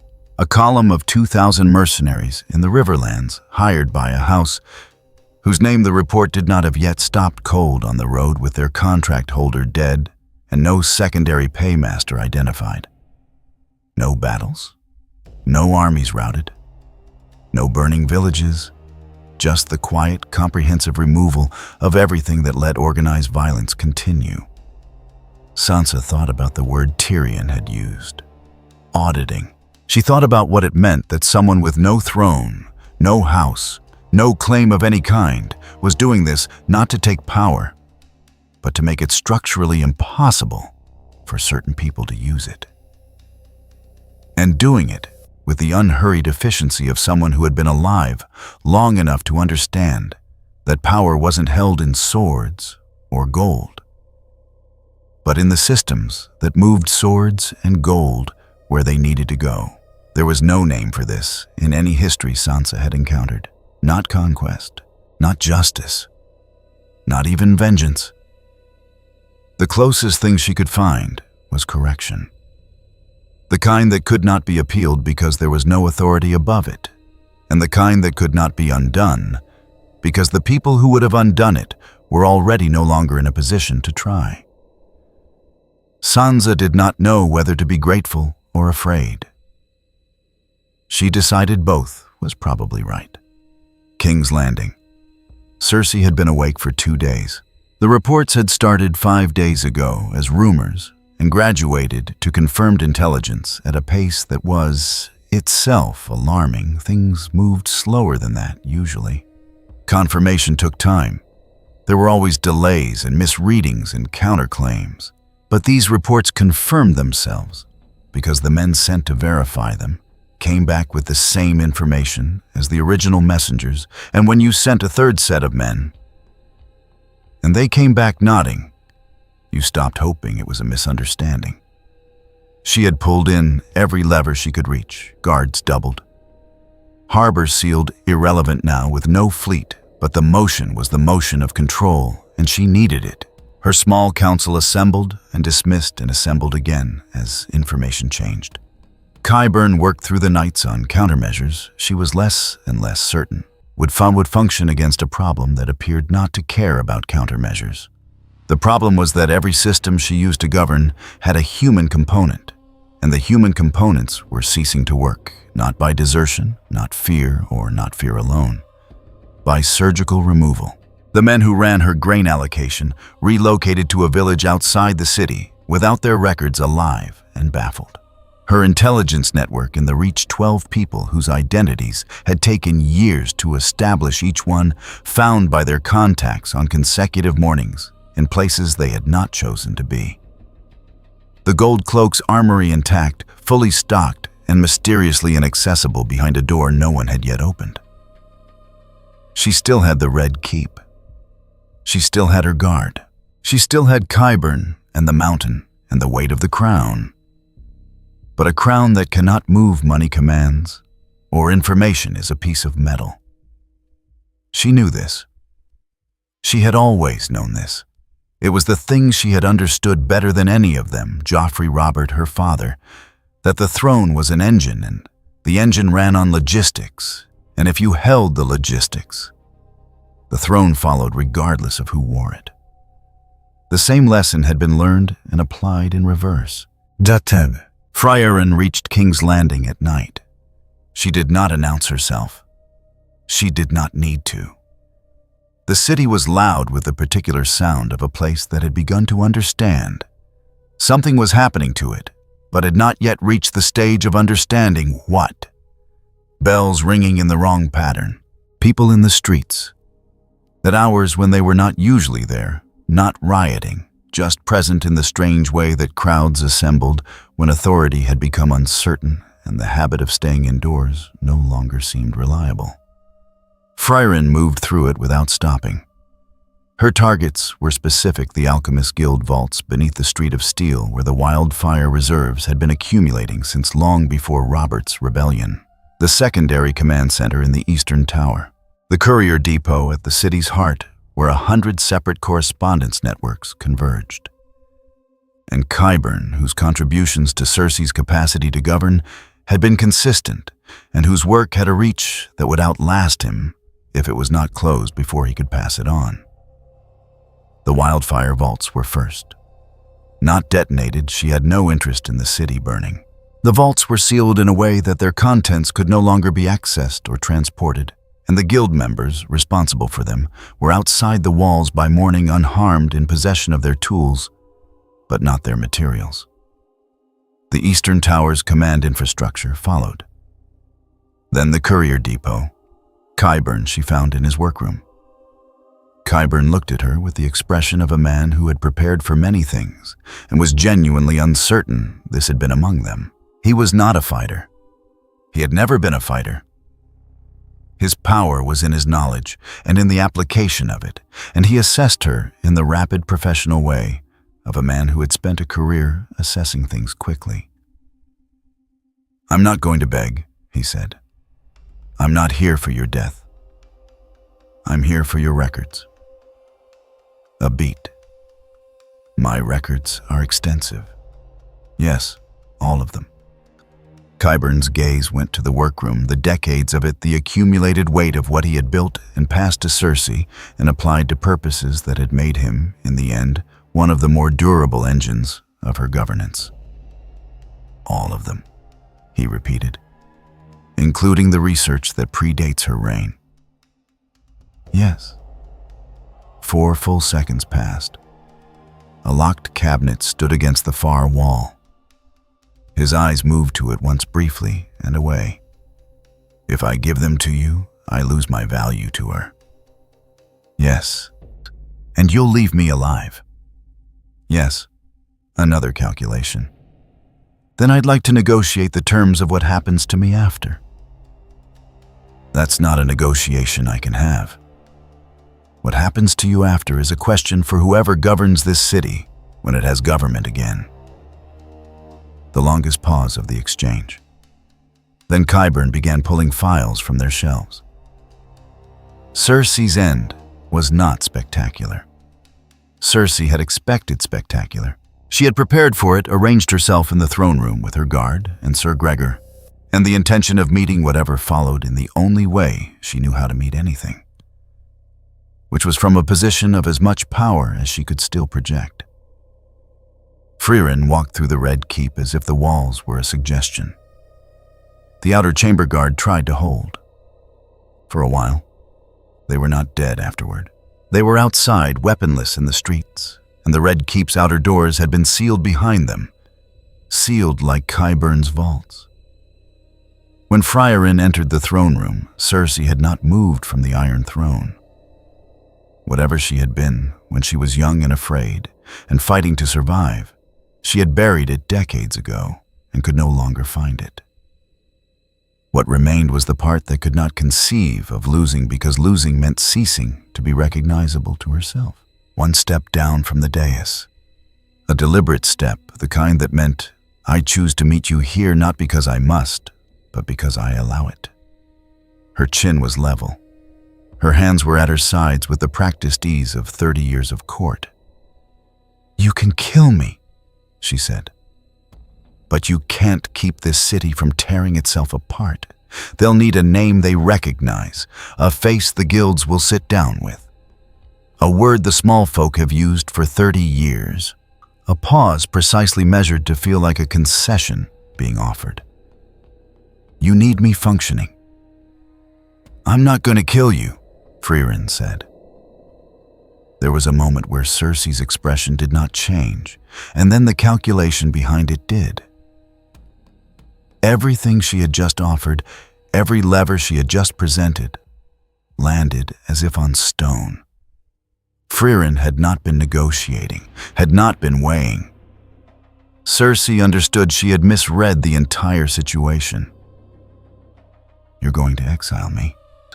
I'm going to leave you here." The throne room spread around her. The tapestries, the guards' empty posts, the high windows bleeding gray. Without your small council, without your intelligence network, without your army, your fleet, your supply chains, without any of the mechanisms that made you capable of governance. Her eyes settled on the iron throne, on the swords welded into it, the specific aesthetic of power built from the instruments of violence. A crown without an engine is jewelry. Cersei said nothing. Her jaw was rigid. Her hands were still. This city will determine what comes next. You'll be here to see it. Frieren left her on the iron throne with nothing to move, and no instrument to move it with, and the doors of the Red Keep open behind her, and the sound of King's Landing coming in through them. Tyrion heard about it from a rider who had ridden from King's Landing in 40 hours, flat a record, and reached Winterfell looking like a man who had just witnessed an event and was still working out whether to classify it as miracle or catastrophe. Tyrion listened to the full account. 6 questions. The rider dismissed 2 cups poured a while at the table. The thing that kept pulling at him was not the wildfire or the Eastern Tower or even Qyburn. It was the phrase the rider had used almost in passing, as a minor detail barely worth noting: the Iron Throne is still there. Frieren had dismantled every system in King's Landing that made governance possible and left the throne exactly where it was. Because the throne alone meant nothing. It was not the seat of power. It was the symbol of the idea that power was an object you sat in the middle of and wore on your head. She had separated the idea from the function, kept the idea intact and hollow, and let Cersei keep it. Tyrion had spent his entire life watching his family, his sister, his father, operate on the assumption that throne and name and blood were the machinery. And it had all been true in a world where everyone agreed it was true. It had been true because everyone had built their ambitions and their fears and their calculations around the assumption that it was true. Frieren had found the wall. The whole structure rested on and pulled one stone from it. Quietly, without ceremony. The wall was still there. So was everything built on top of it. None of it had anywhere to go. What remained was still standing, just with nothing underneath. Tyrion did not know whether to add this to his list of things that were Frieren's responsibility or things that were now everyone else's problem to solve. Both, probably. Again. Daenerys found Jon in the yard. Daenerys did not ask to speak privately, did not move to a room or a corner. Daenerys took up a position beside him, in the open watching the late dispatches come in, and she stated her position without preamble. She's not going to stop. No.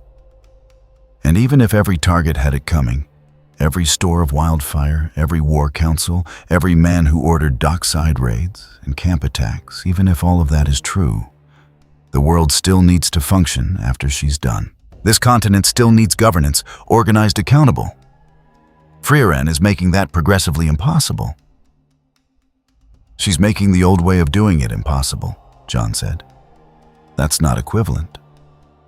It amounts to that if there's no alternative ready. Daenerys faced him directly.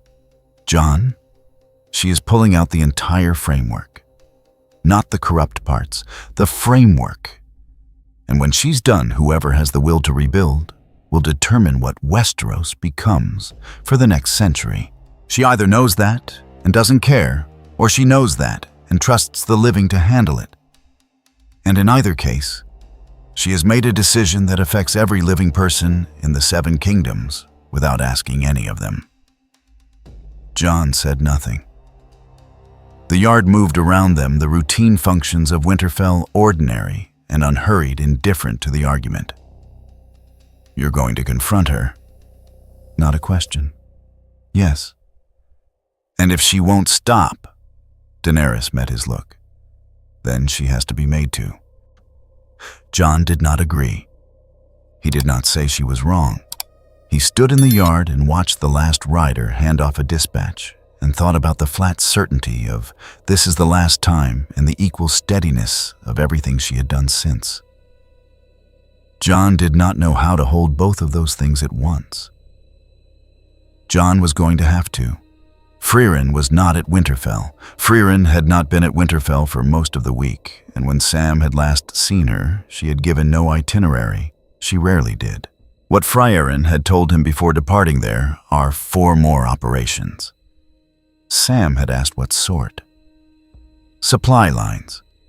2 in the Riverlands, 1 on the Mander, 1 sea approach north of Dragonstone.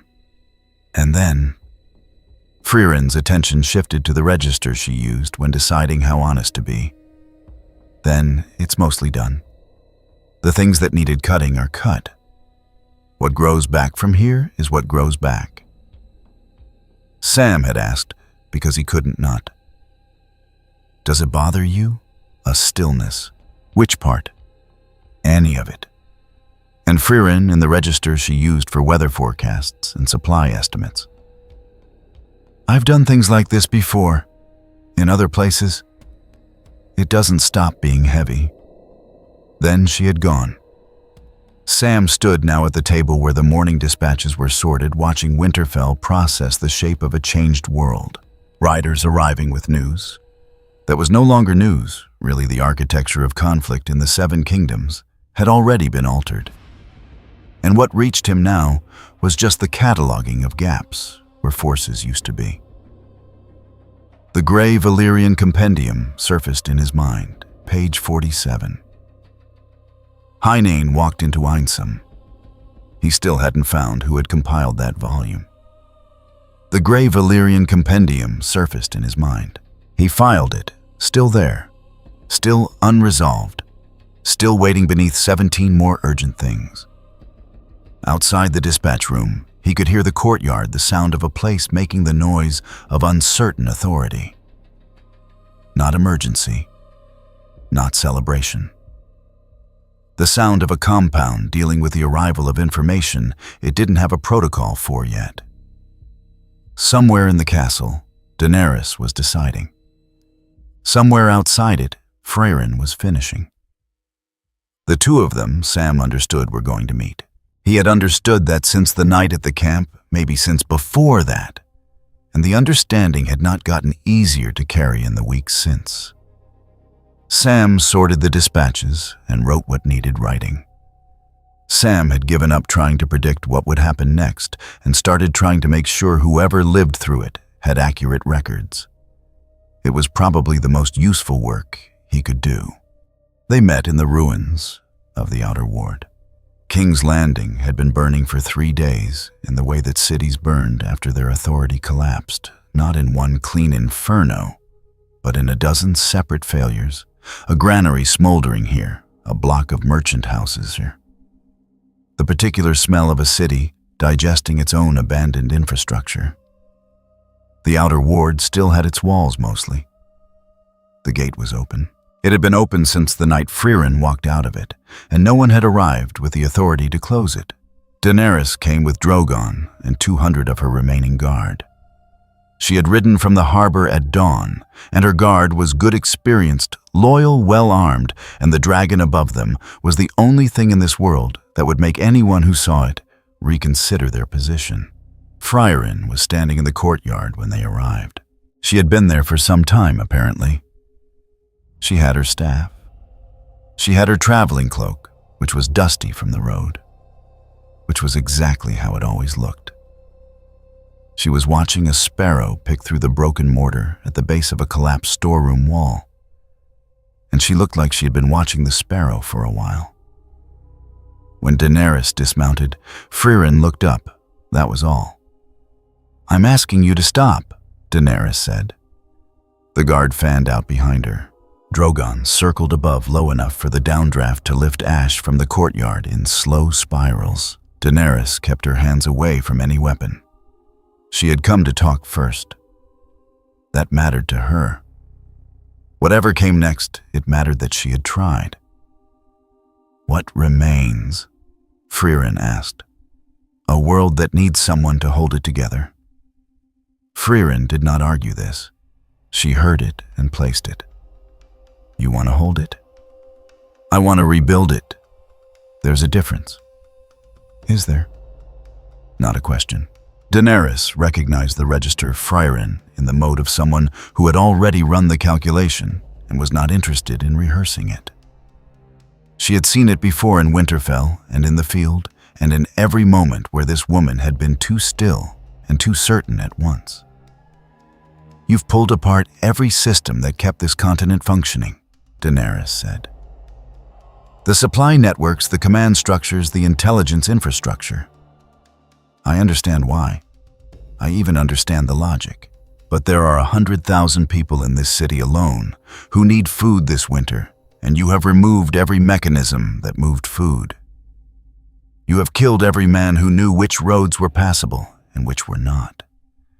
You have sealed the vaults and shuttered the depots and left Cersei alive in the Red Keep as a kind of lesson about power without function.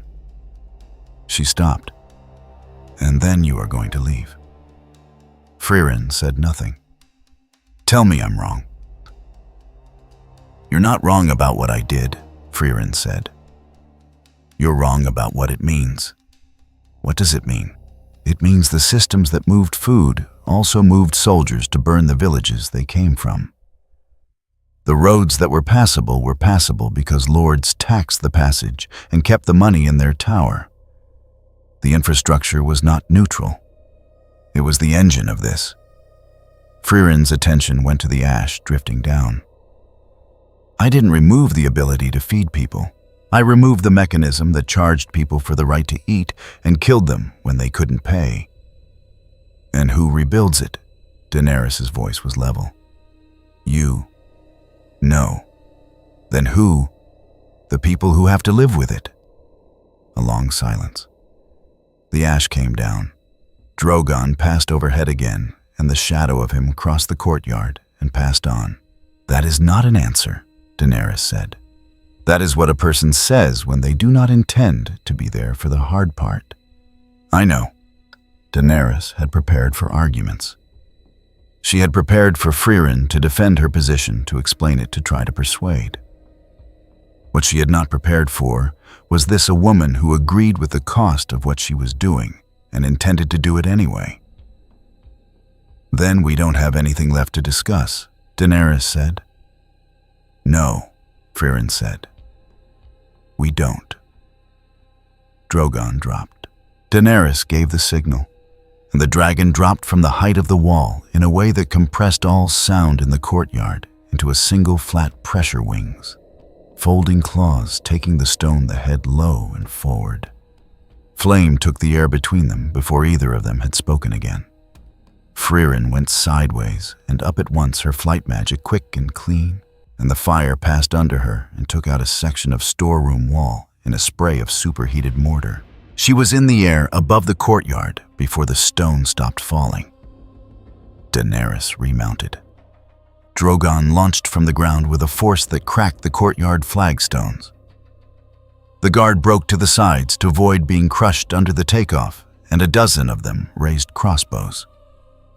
Frieren's barrier went up, not a flash, not a spectacle, just the air-changing bolts deflecting without impact. What followed was not a duel. It was a geometric problem.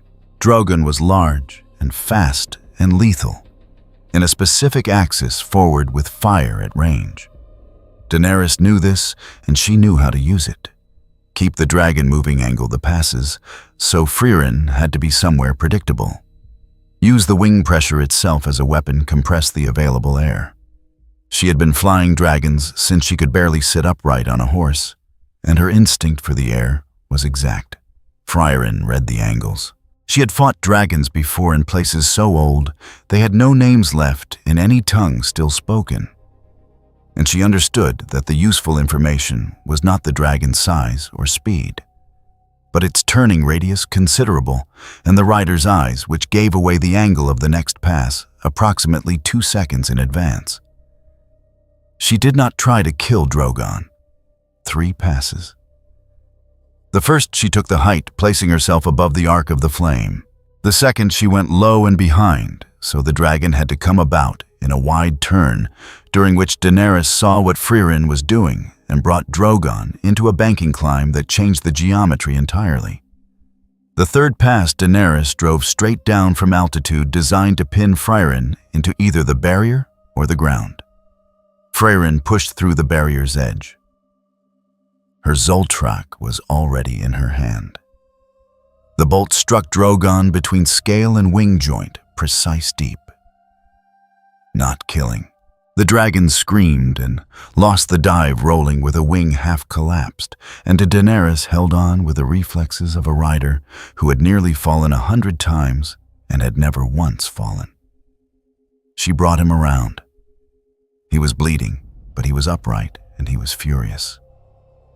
The guard had not stopped moving during any of this. They were good soldiers. 6 of them had reached positions that gave them clear sight lines, and another 12 were moving to close the courtyard exits. Daenerys had been thinking several moves ahead. Frieren had been thinking further. Zoltrak struck wide, not at anyone.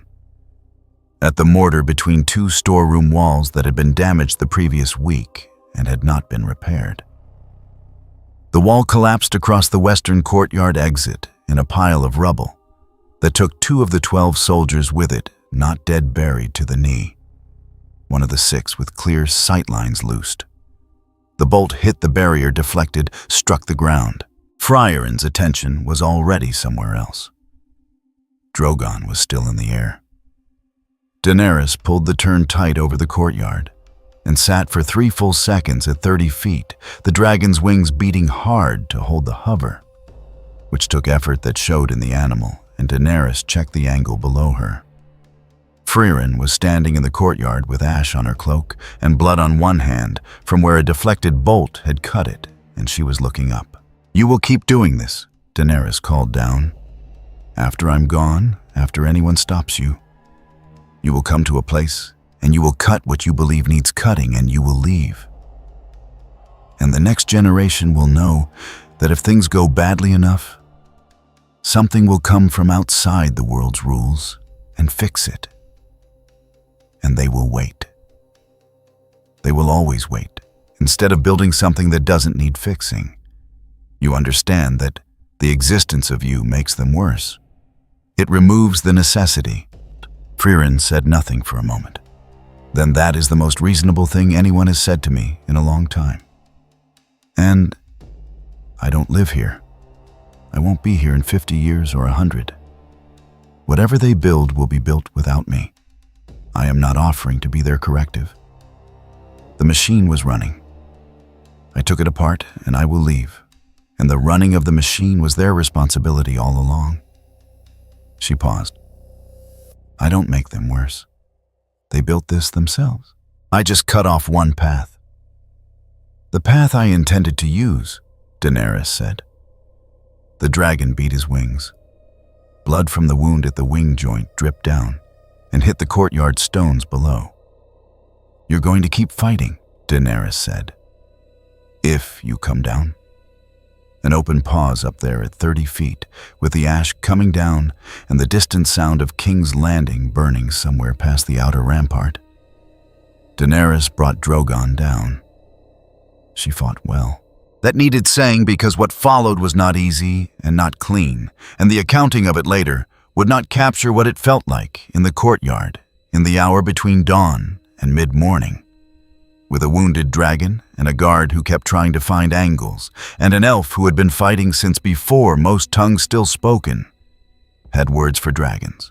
Daenerys was hurt twice once, when a barrier deflection sent a piece of flagstone into her shoulder at speed, and once when Frieren's magic brought down the stonework behind her and the collapse knocked her down. Both times she got up. She was that kind of person.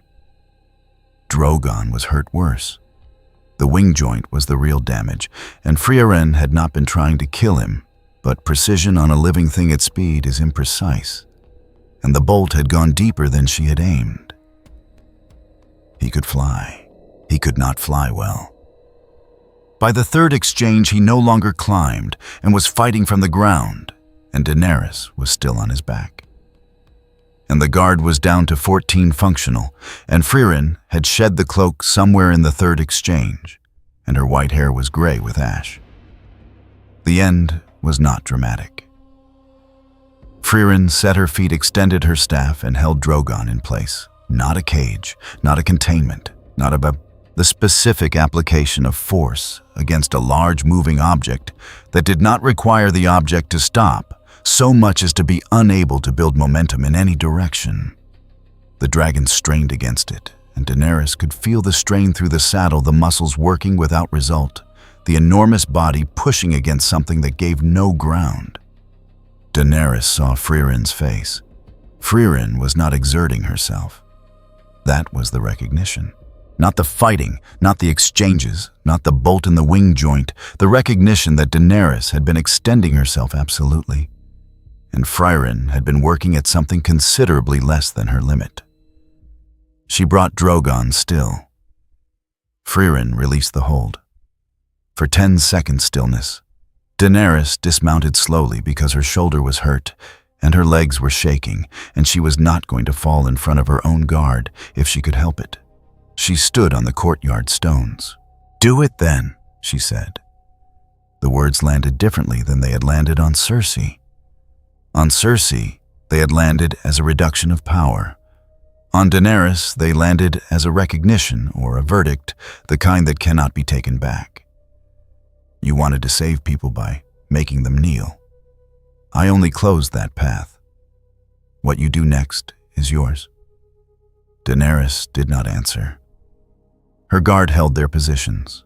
Drogon was breathing in deep, wet pulls, and the blood from his wing joint had pooled on the flagstones in a wide, dark stain. You think the world holds together untethered? You're wrong. I know I might be. I cut the machine anyway. The courtyard ash rubble her guard in positions taken half an hour ago. Daenerys' eyes returned to Frieren. Will you at least stay to see if it survives? No, that's not what brought me here. The Iron Throne was in the great hall where it had always been. Frieren walked in alone. The throne room was empty. The guard had gone with Daenerys, or fled during the fighting, or found somewhere else to be. Cersei was not there. Cersei had not been anywhere in the Red Keep for 2 days, which meant a door had opened, and no one had been given the authority to close it, and perhaps that was enough. The throne was as it had always been, ugly, deliberate, made of swords. Aegon the Conqueror had asked for a seat where no man could sit comfortably, and the smiths had obliged him, and each ruler after sat in it anyway. The blades had been filed and refiled, and some had rusted, and some had been replaced, and the whole structure had been repaired so many times that almost no original material remained, which made it either a very old object or a very persistent idea. Frieren stood in front of it. She was not angry at it. She was not triumphant.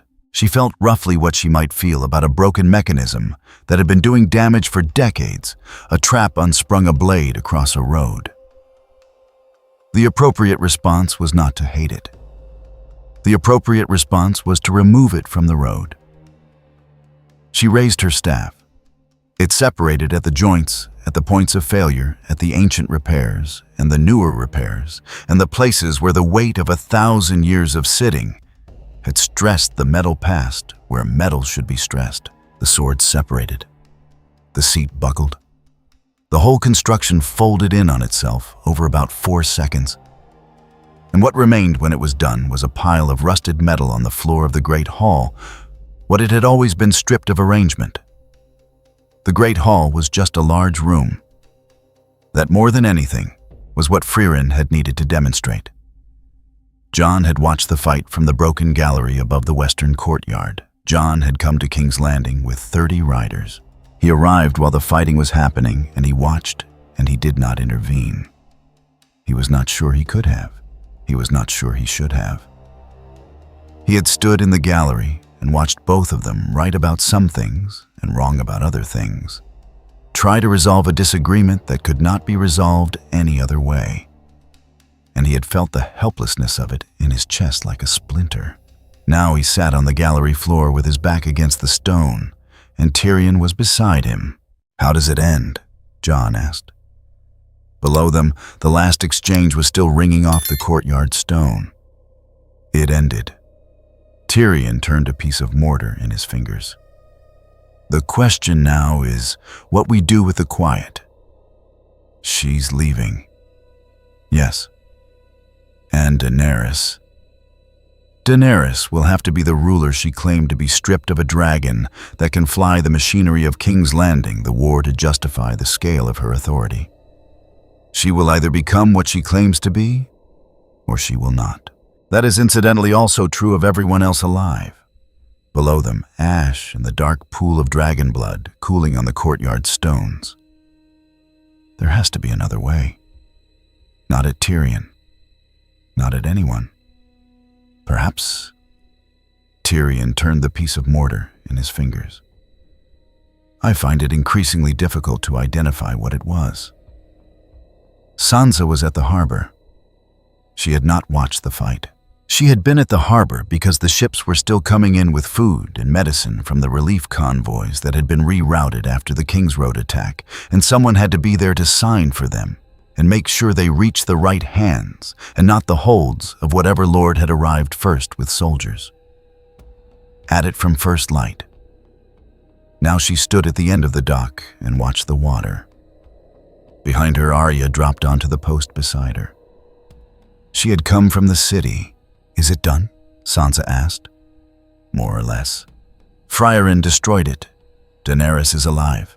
Drogon needs weeks before he flies again." Sansa filed this the way she filed everything, quickly holding the weight out of her expression. "What do we do now?" Arya asked. "We were doing it before the fight. We keep doing it." Arya let that sit. "That's not very inspiring." "No, it isn't." The water ran. Behind them, the city was still burning in patches, and the relief ships were still waiting to be unloaded, and the mourning was still happening around the fact of what had changed. Sam found Bran in the outer court in his chair, which had been pushed there and then apparently forgotten. He sat facing the harbor, though he could not see the harbor from where he was. He faced it anyway. Sam crouched beside him. "Did you see all of it?" Sam asked. Bran considered this with the careful literalness of a person for whom seeing covered far more territory than that word usually implied. "Enough." "Is there anything I should know, for the record?" Bran's gaze settled on him, always slightly displaced from the present, not absent, just positioned somewhere else and choosing to be here as well. "She will not come back." "Frieren." "Yes. What she did will last longer than what she intended it to. That's how it usually goes with presences like her." He paused. "Right that she existed outside the count of years. Right that she didn't want anything. Right that she cut a groove in the world that the future will have to walk around." Another pause. "Those who come after will try to explain her. They should understand first that she didn't explain herself." Sam had his book. He wrote it down. Frieren departed by the northern gate, walking through the city, doing what cities did after events of this size, past markets operating in the shadow of ash. Past workers repairing a building 3 streets from a building no one touched. Past children playing in a square where the guard post had been abandoned. At the northern gate, Jon was waiting. Jon had the same expression as the first time she had seen him, tired, cold, carrying a weight too heavy for his face to hold. He had learned to carry it, and that was not the same as setting it down. "I won't try to hold you." "I know." A beat. Then, was it worth it? Frieren considered this question with the seriousness it deserved more than most questions got from her. "I don't know yet. I won't know for years." Jon nodded. That was the first honest answer he had gotten to that question from anyone, and he recognized it as such. Where does the road take you? North. Then, wherever the road goes. Frieren walked through the gate. John stood in the gateway and watched her go north, along the road, dusty cloak, silver hair, the staff moving with her stride, and she did not turn. She was small against the road, and then smaller, and then the road bent, and she was behind the bend, and the road was empty. John stood in the gateway a while because there was no task waiting, and because he needed to be with the shape of the absence. Then the city behind him made a noise, not dramatic, not meaningful. Just the sound of a city continuing, and Jon Snow turned and walked into it. If you enjoyed this video, don't forget to leave a like and subscribe to the channel, and be sure to turn on notification so you won't miss our future video. Thank you for watching, and we will see you next time.